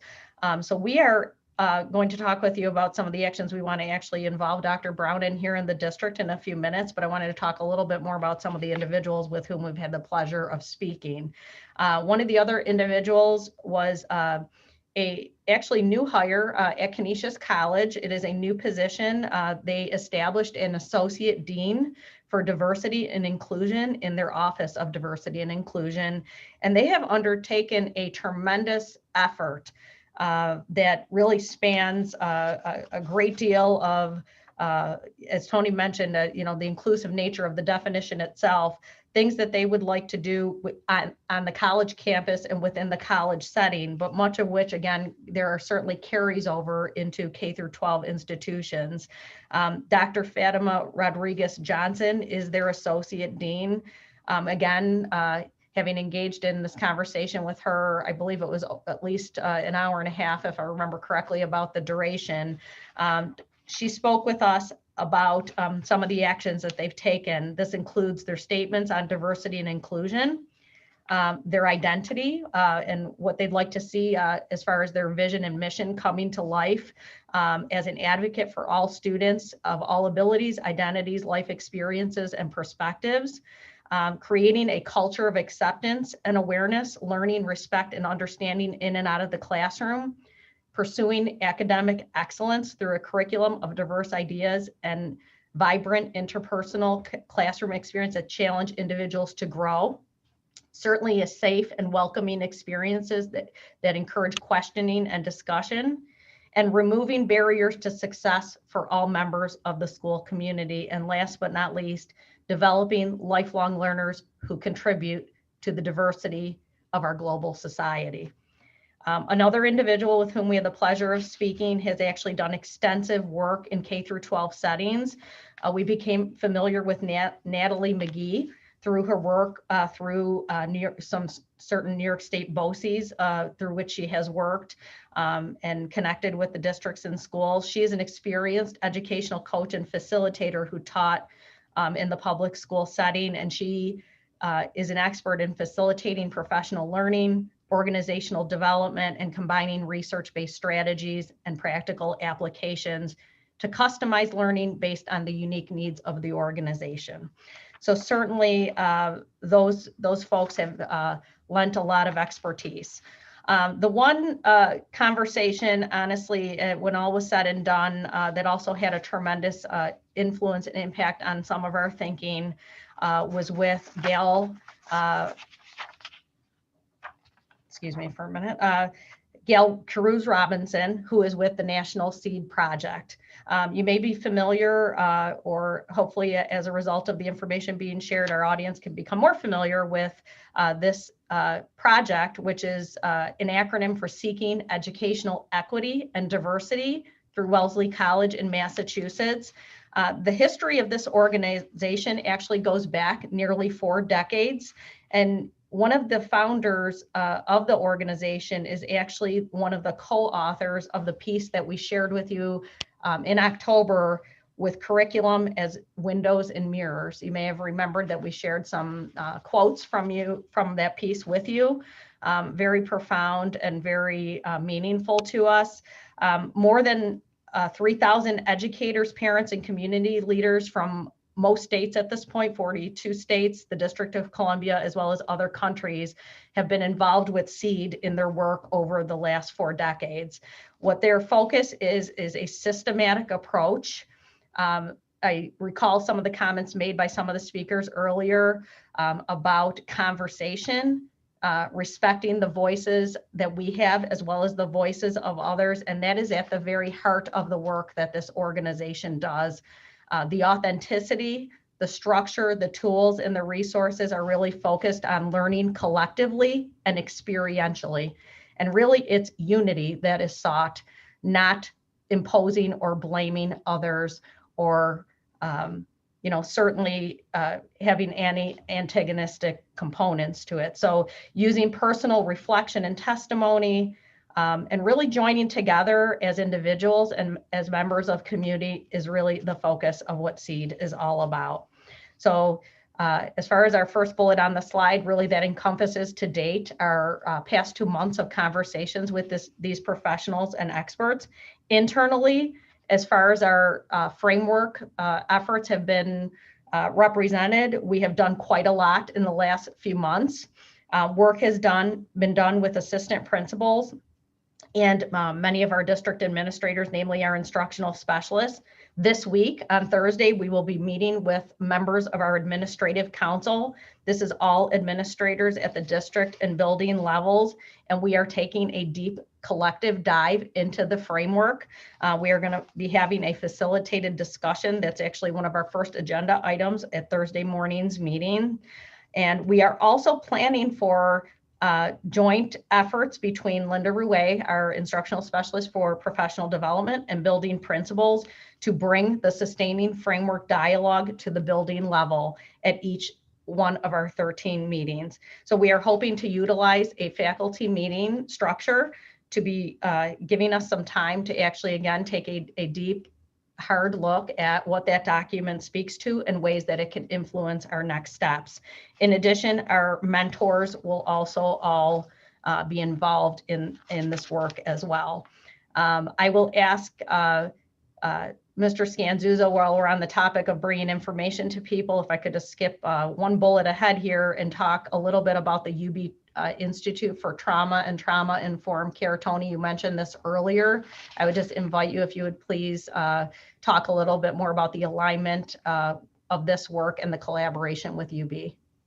Sure. So Dr. Dabate is spearheading professional development opportunities as we partnered with UB Institute for Trauma and Trauma-Informed Care to work exclusively with our district, our wellness coordinators, our wellness committee on the district level, as well as providing opportunities for teachers and aides to attend our catalog of, I think they're like bi-weekly sessions that they're going to be providing through our course, through our PD catalog, and the all the areas that they're going to be talking about are listed in the district or in the exceptional education goals doc in WITS that you can see on the district page there.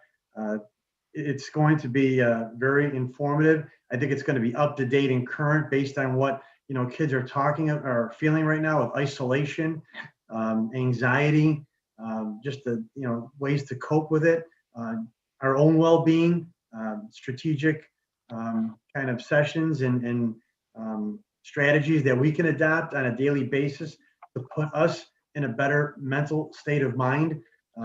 As things start to snowball and start heading in the wrong direction, there's strategies and there's tricks that we can arm ourselves with to kind of turn things around and put us in a better state of mind and put things in a better perspective. So these are the kinds of things that I think that everybody is looking for, students as well.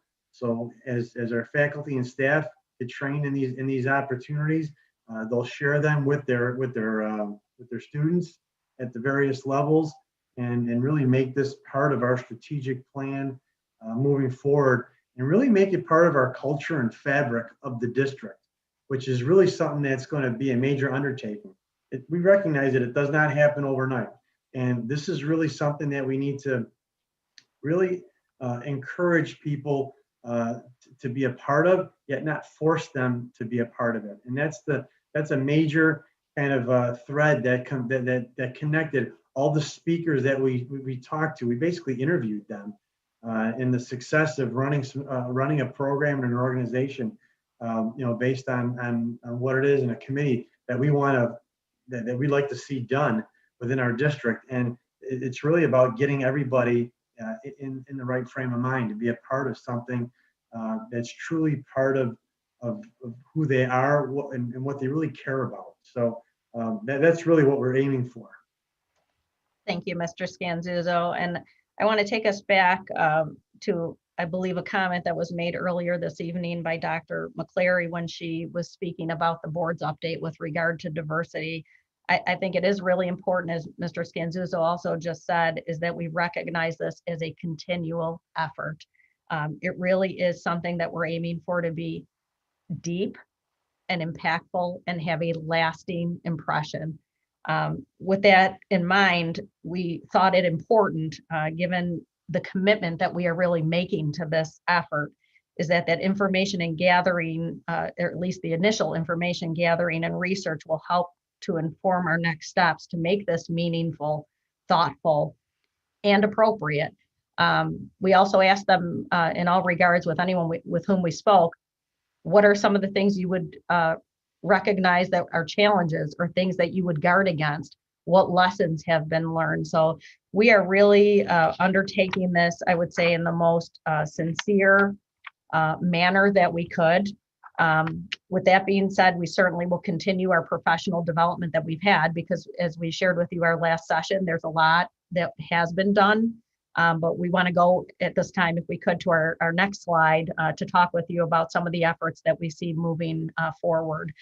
Certainly, it's an understatement to say it was impressed upon us strongly and consistently that our goals, voices, and input, as well as the strategic planning process, and really that's a very tremendous piece of this, will serve as a compass for our next steps and our future work.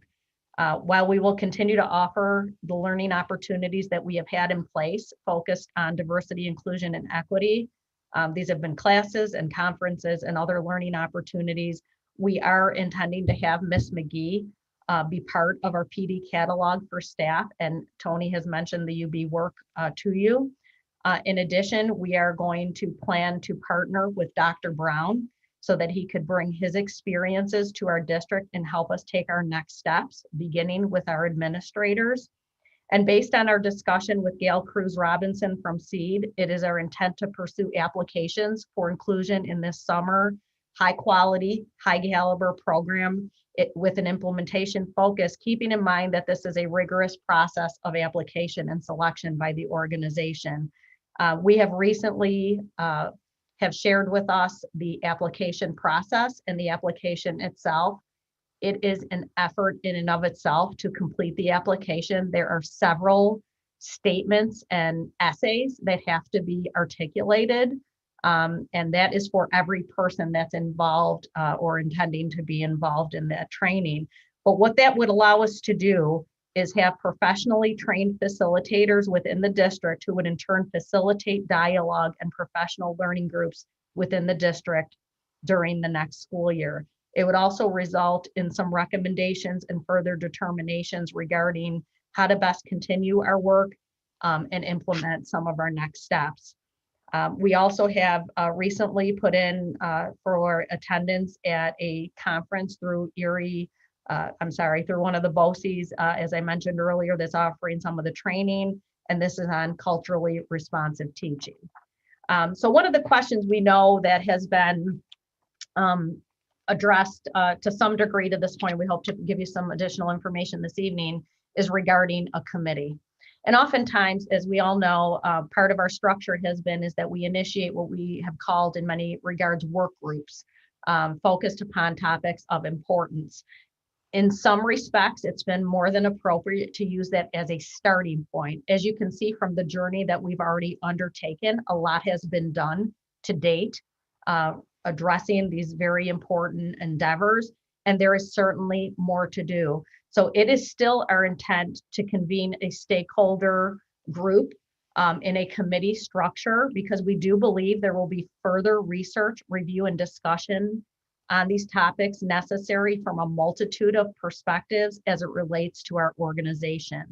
We have to be, again, mindful of the fact, though, with this particular endeavor, it's going to be necessary before we bring people to the table, whether hopefully in the future it'll be in person, but whether it's virtual or in person, is that we need clarity on what, from a collective perspective, district-wide, and also from a stakeholder perspective, what the pulse of the voices look like.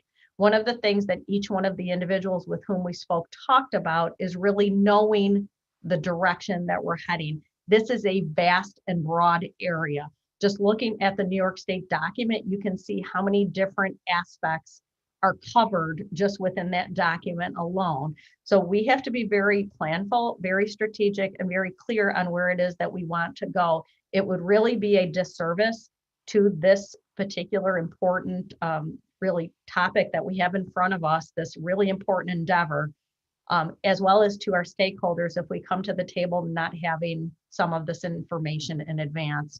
So we are definitely wanting a comprehensive and inclusive approach as a school district, but we also have to tie it to our major initiatives, one of them being the strategic planning process. So we have mentioned, and you've seen on the schematic, diversity is also folded within and among that construct. It has to be. Otherwise, what ends up happening, and this would be, again, a tremendous disappointment to all of us, is that we become siloed in our approach. And what I mean by that is it stands off to the side as something that a box has just been checked off on. And that is not what we are looking for. So our goal is a stakeholder group, and we are looking at including members of the Board of Education, parents and community members, district staff, building staff, and students. Just like our curriculum council and some of our other groups, Dr. McKenna mentioned several student leader groups this evening. It's going to be critical to hear the student voice. So we would like, again, to bring this group together. Building-based connections are something we're going to lean on to help produce representatives from each school, because we do believe, again, it's going to be important to have reps from each school building in this process. And again, the more we can infuse this and incorporate it within our strategic planning process, the better we will be served. So when we look at this as an interwoven effort with our major and important initiatives, what we hope to achieve is a committed, layered, and thoughtful methodology and process over time that avoids an isolated approach. We want sustained changes and enhancement that become part of the culture and the fabric of our organization. And this is a commitment that we would like all stakeholders to make with us as part of this work. So as far as timelines are concerned, we have several things that will happen before this school year comes to a close.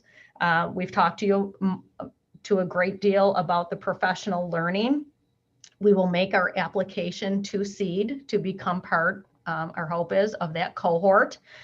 We are also looking at providing more detail about the committee membership and starting to get some interest from our stakeholder groups.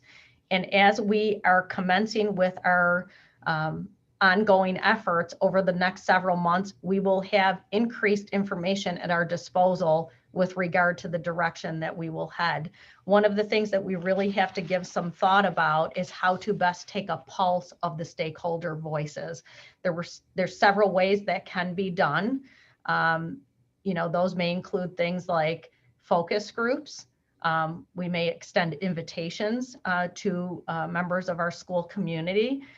We have to be very thoughtful about how we want this to be done, but we also have to do it in a way, I think Tony mentioned the word invitational, where people feel safe and respected, and that their voices can be heard. Again, our goal here is not to isolate anyone, to cast blame on anyone.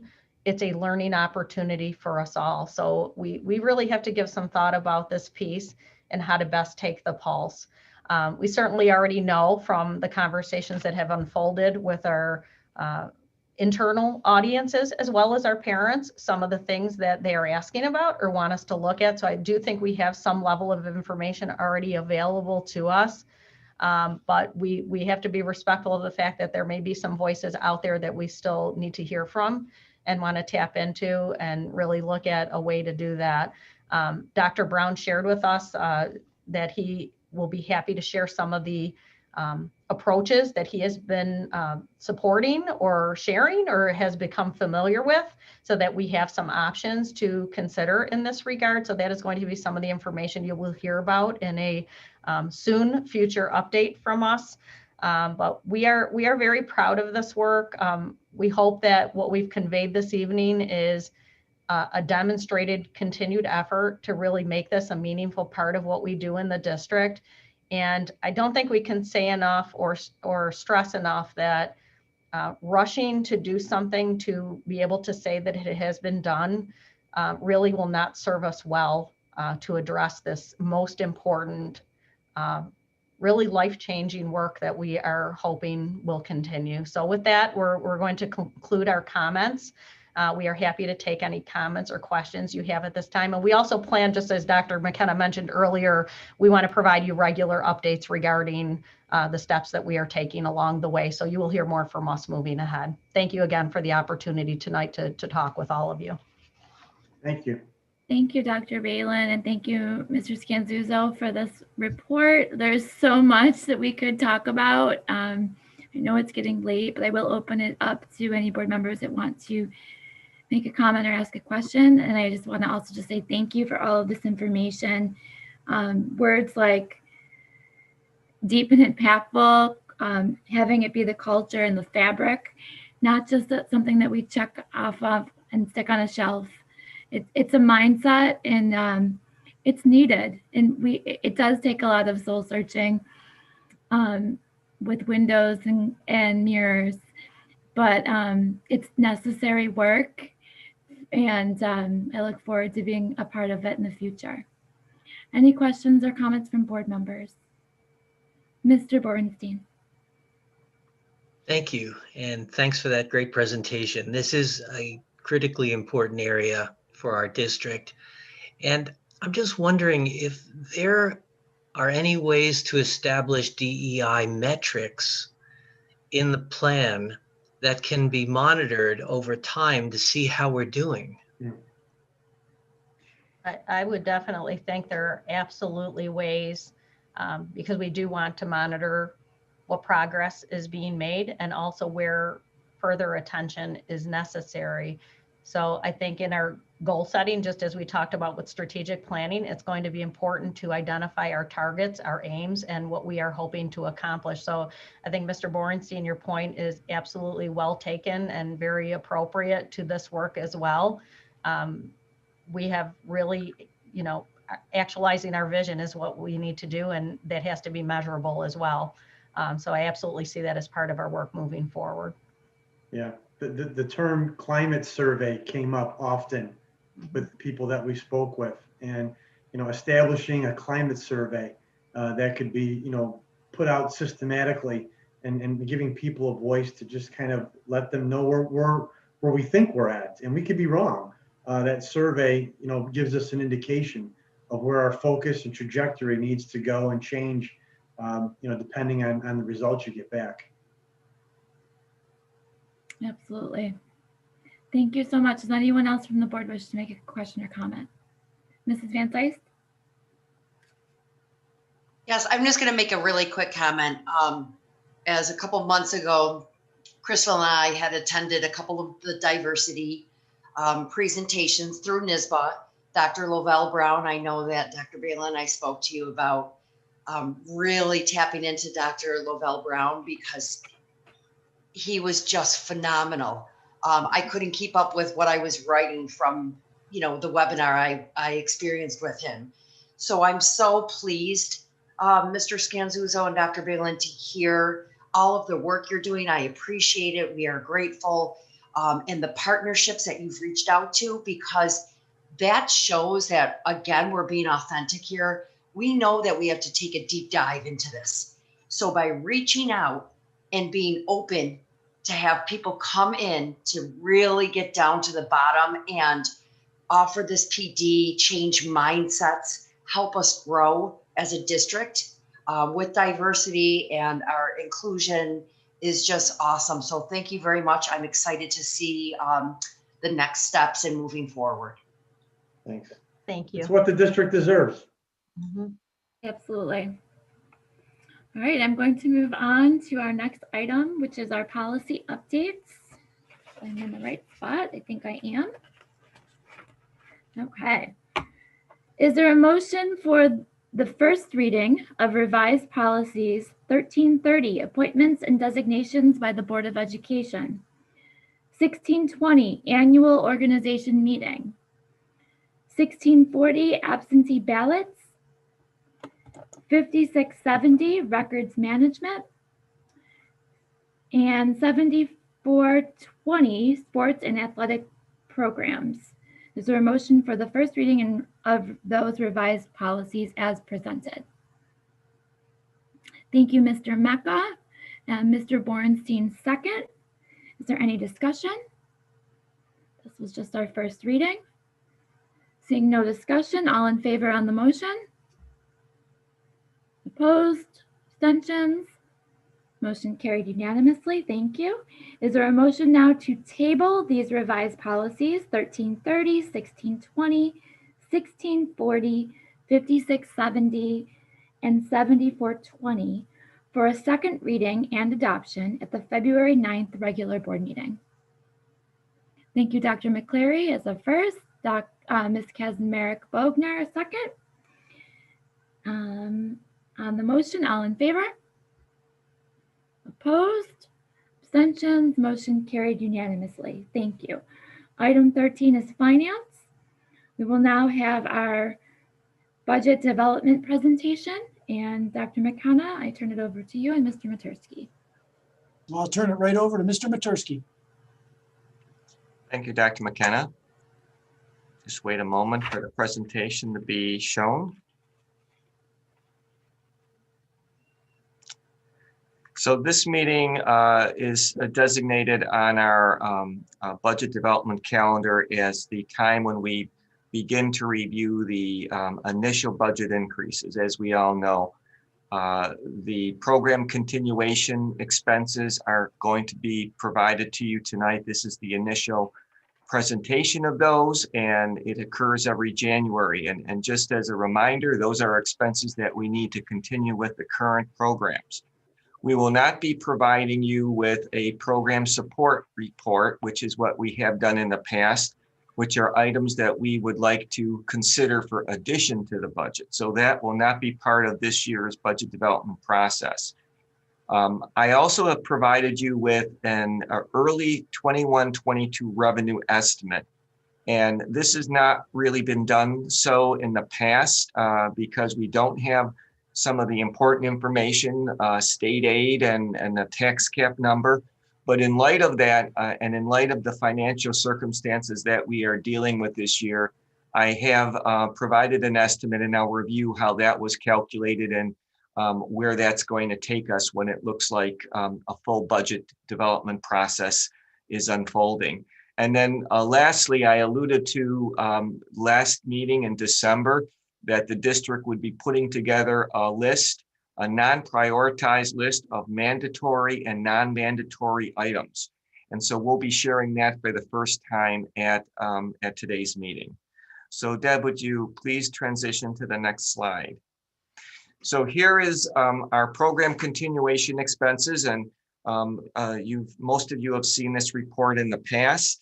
It's a 2-year look, and the side on the left is showing the current year that we're developing our budget for, and the side on the right is to look what would happen if we just continued things as they are, everything were to be approved at these expenses, and what we're looking at when it comes to what I would say are reoccurring expenses. The first item, and all these items are really related to what are either mandatory or contractual. That's really all that we have in this report. And the most expensive and the largest item there is the increases for salary. And this is now presently the actual salary increase we have based on our current contracts. And that's a little bit over $5 million. With that, our basis as it stands with no other changes for salaries increases, and that requires us to have an increase in the Social Security or our FICA expense, and that's the $325,000 increase. The teacher retirement system, the employee retirement system, both those systems rates are going up. So as a result, that's a $500,000 estimated increase. And lastly, our BOCES services is projected to go up $425,000, which leaves us with a total required expense increase amount of $6,306,237. And again, this is preliminary, it's initial estimates, but if nothing were to change, the budget would be looking at $205,505,967 or a 3.17% increase. Now, this is the very first showing of these expenses, and as we go into the budget development process, we're going to be reviewing them. We're going to be looking to see if they can be reduced, and I'll be sharing more information again as we move forward in future months and future meetings. On the right side, I just want to spend a very brief period of time to go over why the changes are such, especially in salaries, are so much lower. And that's at $2,450,000. And that's because that's looking at a 2% increase that's of just the basis of salaries with no items such as what you may consider to be other inflationary expenses, and also knowing that our contracts are due to expire. Some of our labor contracts are expiring. So this is an optimistic look at what it would look like if we just had a 2% increase. And then again, health insurance, we would know, and BOCES expense, again, that's $400,000 increase. One thing before I leave this particular slide, I want to mention about BOCES. Those expenses are aided, and I think it's important that we realize that, because that aid, if we were to reduce BOCES expenses, we're actually going to reduce our revenue. So that is something that we have to be careful and recognize that we're always, when we're looking to make budget reductions, we are doing it efficiently, and we're not reducing expenses that negatively impact our revenue for the next school year. Okay, Deb, would you please transition to the next slide? So this is the January revenue projection. And as I went through the 3 scenarios in the long-range financial plan, I want to state that this is updated information. And so what is it updated with? Well, in December, we received our actual state aid reports for this particular school year. And those numbers are reflective in this new 21-22 budget. So that is reflecting, and I think principally, if you look at the transportation line, you're seeing that that's a reduction of almost $1.8 million. So why is that reduced? Well, it's because that's also based upon actual expenses. And since our aid on this particular year is based on last year's expenses, and we had no transportation expenses essentially from mid-March to the end of the year, well, therein lies why that aid has decreased. And those type of aid reductions will continue to occur as we reduce our budget, So that's something we need to be mindful as we're looking at revenue estimates for the future. Also, what's in here is the pandemic reduction. And at this point, it's budgeted at 25%, and that's approximately $9.9 million. So you see that with those items, real estimates on revenue, and then that pandemic adjustment, whether it's 9.9 or not, that's about $30,585,020 on the revenue side, or almost $11.8 million reduction to the current year's budget. When you go through the rest of the items, you'll see that there are almost negative adjustments in every category. And I've mentioned that it's a systemic type impact of COVID-19 on the revenue, just as we've seen it as we go around us in our local economies. This is going to have a similar effect here in the district. When we're closed for charges for building use and we're not letting our community in, we have to consider that. All the other items that fall in place that are COVID related are going to impact the revenue. Now, as we go further into, again, the budget development process, there may be opportunities for some of the new information to come in that these items change, and hopefully they change positively. The last item I want to mention as far as this revenue report is that the property tax levy increase. It's now $2,345,000. In the long range plan, I had that added as $1,870,000. The increase is due to the fact that we received the final growth factor from the New York State Department of Finance, and that was higher than it was last year. And so as a result, we've gotten about $500,000 more in a potential tax levy increase that is still under the tax cap. By the time we meet for the next meeting in February, I will have received the actual CPI rate, and that will then factor in to give us a final tax levy amount. And it will be, I'll share what the tax cap amount is, as well as what the levy is under that. So all those things result in a revenue decrease, including the increase already being netted out of the tax levy of almost $13 million. So Deb, would you please transition to the next slide? So this is kind of showing where we're at from a district-wide general fund budget perspective. The revenue estimate is, again, you need a balanced budget. We kind of reviewed that last month.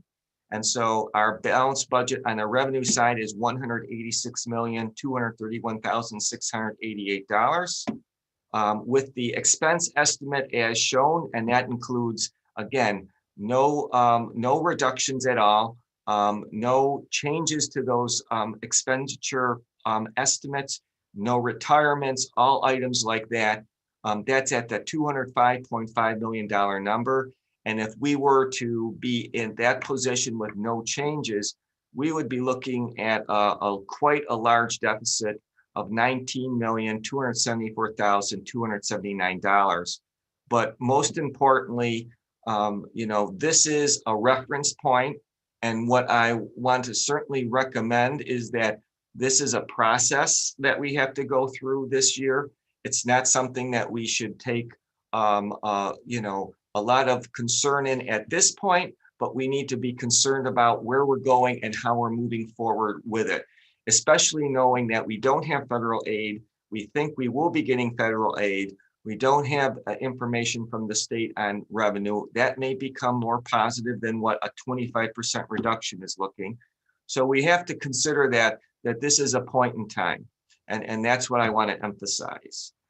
So Deb, if you transition to the next slide. So as we had said, we wanted to provide a list of what the mandated items are that the district must provide in instruction. And our leadership team, including Dr. McKenna and Dr. Balin and Mr. Scanzuzzo and myself, we created these lists. And these lists will evolve, again, just like everything else in a budget process, over the next couple of months. But the initial list of mandated items is listed here. I'm not going to go over it. But I want to say in both the mandatory as well as non-mandatory, these are not prioritized.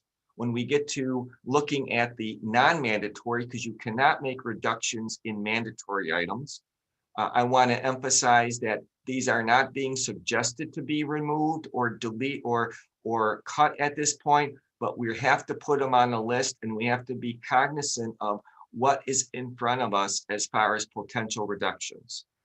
So Deb, if you transition to the next slide. So this is the list, the first slide on a list of non-mandatory programs. And it really is eye-opening because when we were going through this as a leadership team, some of the things that we started to go through and verify, we just consider that to be our Williamsville core items. And it's hard to try and even put them on a list. But in fairness to the process, we have to do so.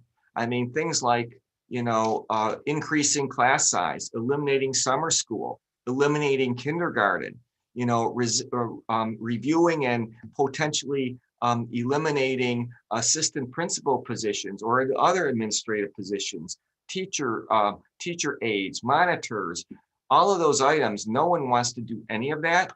But again, the process and the number will drive what we need to do from a decision-making perspective as we go through the process. Next slide, please. Again, this list just continues, and you can see on your own time how detailed it is. It goes to everything, including in here, changing the walking distances for our transportation department, changing heating parameters for our school buildings. There's a lot of different items on here. And one thing that you will notice on some of these items, they can't even be completed unless we're outside of a COVID-19 situation. So again, some things may not be relevant to the upcoming year that we're developing a budget for. And then again, Deb, please transition to the next slide. And so these are the last items on the list that we currently have. Including items such as, reviewing and extending our computer replacement timelines, reducing the bond anticipation note pay down amounts, a contraction of fund balance, and then really reducing our legal expenses in various ways. These are all items that are to be considered and will most likely need to be considered depending on, again, where we are with that final gap between revenue and expenses. So as we move into the next steps of the budget development process, what we as a leadership team will be doing for our next meeting is providing some monetary items that go with the non-mandated items. What do they actually impact? What's the savings if we do this? And we will be providing you in some instances ranges, because we may not want to do 100%. We may want to do a percentage, and that gives us some flexibility to at least see what we're looking at. We also provide some descriptions on what the item is and what our thinking is on the item. Again, there will not be a prioritized list next time yet. And it's likely that we won't be making recommendations yet because we're not at that point in time of the process. We will update the program continuation items if applicable, if we receive more information. At the next meeting, it's hopeful that we receive New York State output reports for state aid attributed to the 21-22 school year. So that information will be reviewed, discussed, and analyzed, and again, presented to the board. We will update the revenue estimates and see if there are any adjustments we can make at that time. Hopefully we'll have some information on federal aid. And then we'll finalize the tax cap calculation, as I mentioned. And then again, lastly, we'll start to discuss what methods we should be using as a prioritization process for non-mandated items, because we will need to start to think about where we're going next with that list. So with that, that's a brief summary of where we are right now with budget development. basically the immense challenge that we have.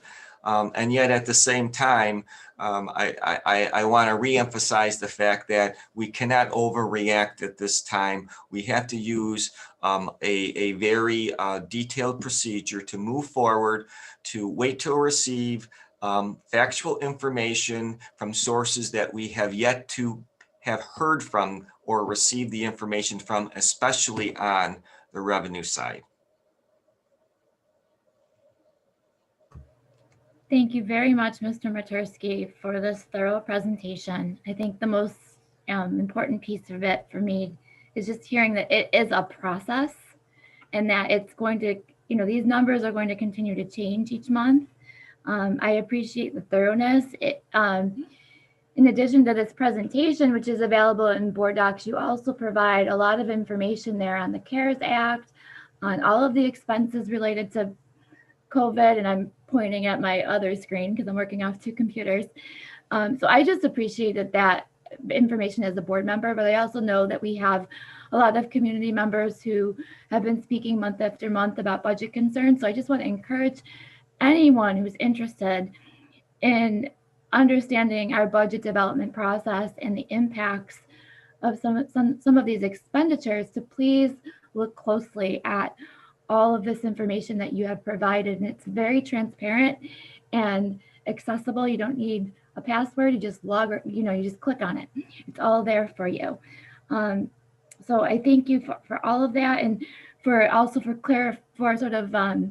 clarifying some of the statements that were made during public expression. I think you did a nice job of handling that, because it is so complicated, and I don't by any means pretend to be an expert in this. That's why we have you. And so when there's questions regarding the budget, you're the person we go to. So with that, I open up the floor to the rest of the board. Mr. Mecca, thank you. Thanks.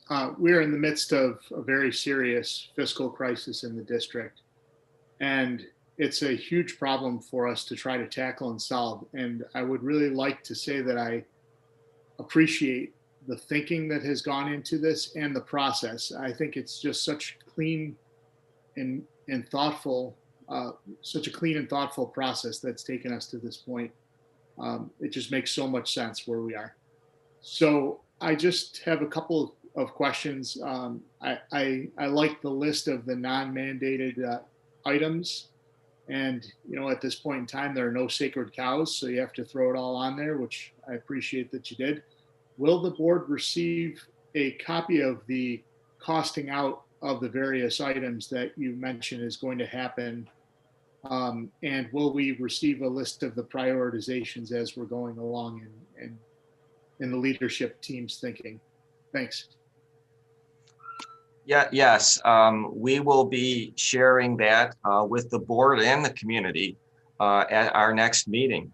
You will see all of the costed items and what the dollar amounts are associated with them.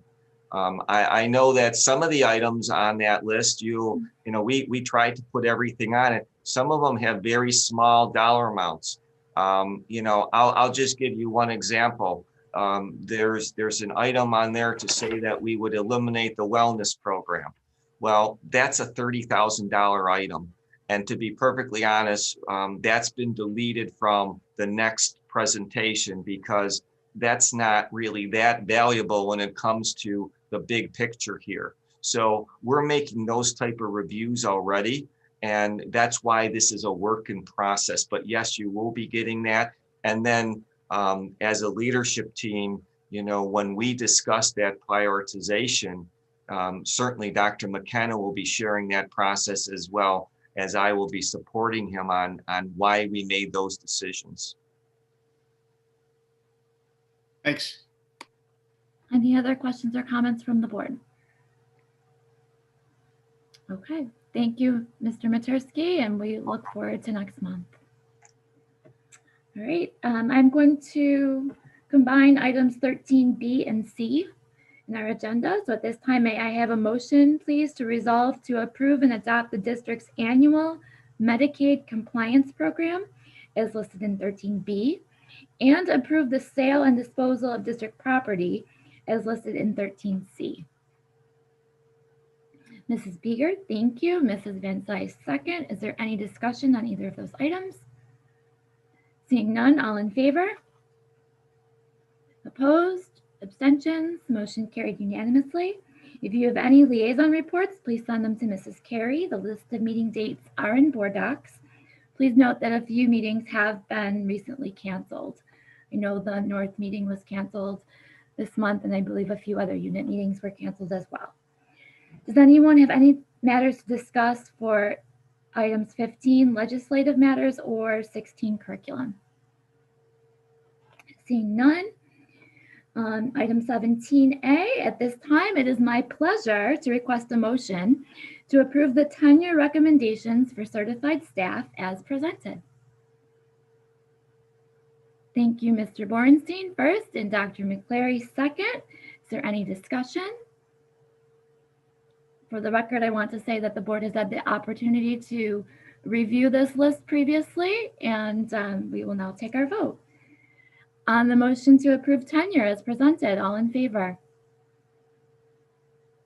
Thank you. Opposed? Abstentions? Seeing none, the motion carries unanimously, and congratulations to those receiving tenure tonight. All right, item 18A. May I have a motion, please, to approve the easement agreement as presented? Mrs. Beeger, thank you. Mr. Borenstein, second. Any discussion? All in favor? Opposed? Abstentions? Motion carried unanimously. 19, there are no special items to discuss under special needs and student activities. Item 20, does anyone wish to discuss something for committee of the whole? Mrs. Kaczmarek-Bogner. Thank you. Just really quickly, as the SEPSA liaison, I did want to point out the upcoming SEPSA event as it's relevant to a lot of the conversation that went on this evening. Linda Rouet, who's one of the instructional specialists with the district, is going to be offering an introduction to restorative practices. That will be on Thursday, January 28th at 7 p.m. It will be a free online event, and it's open to all in the Williamsville school community. She's intending to run a community circle using restorative language and problem solving, teach about restorative circles and restorative conferencing approach to discipline and how these models work together, and learning about the implementation of restorative practices in the district. So I think it will be a very interesting presentation and relevant to a lot of the wellness work that's going on right now. Thank you, Ms. Kaczmarek-Bogner. And Dr. McKenna, would it be possible for us to get some advertisement about this event, perhaps from Mr. Filipowski through our Twitter page?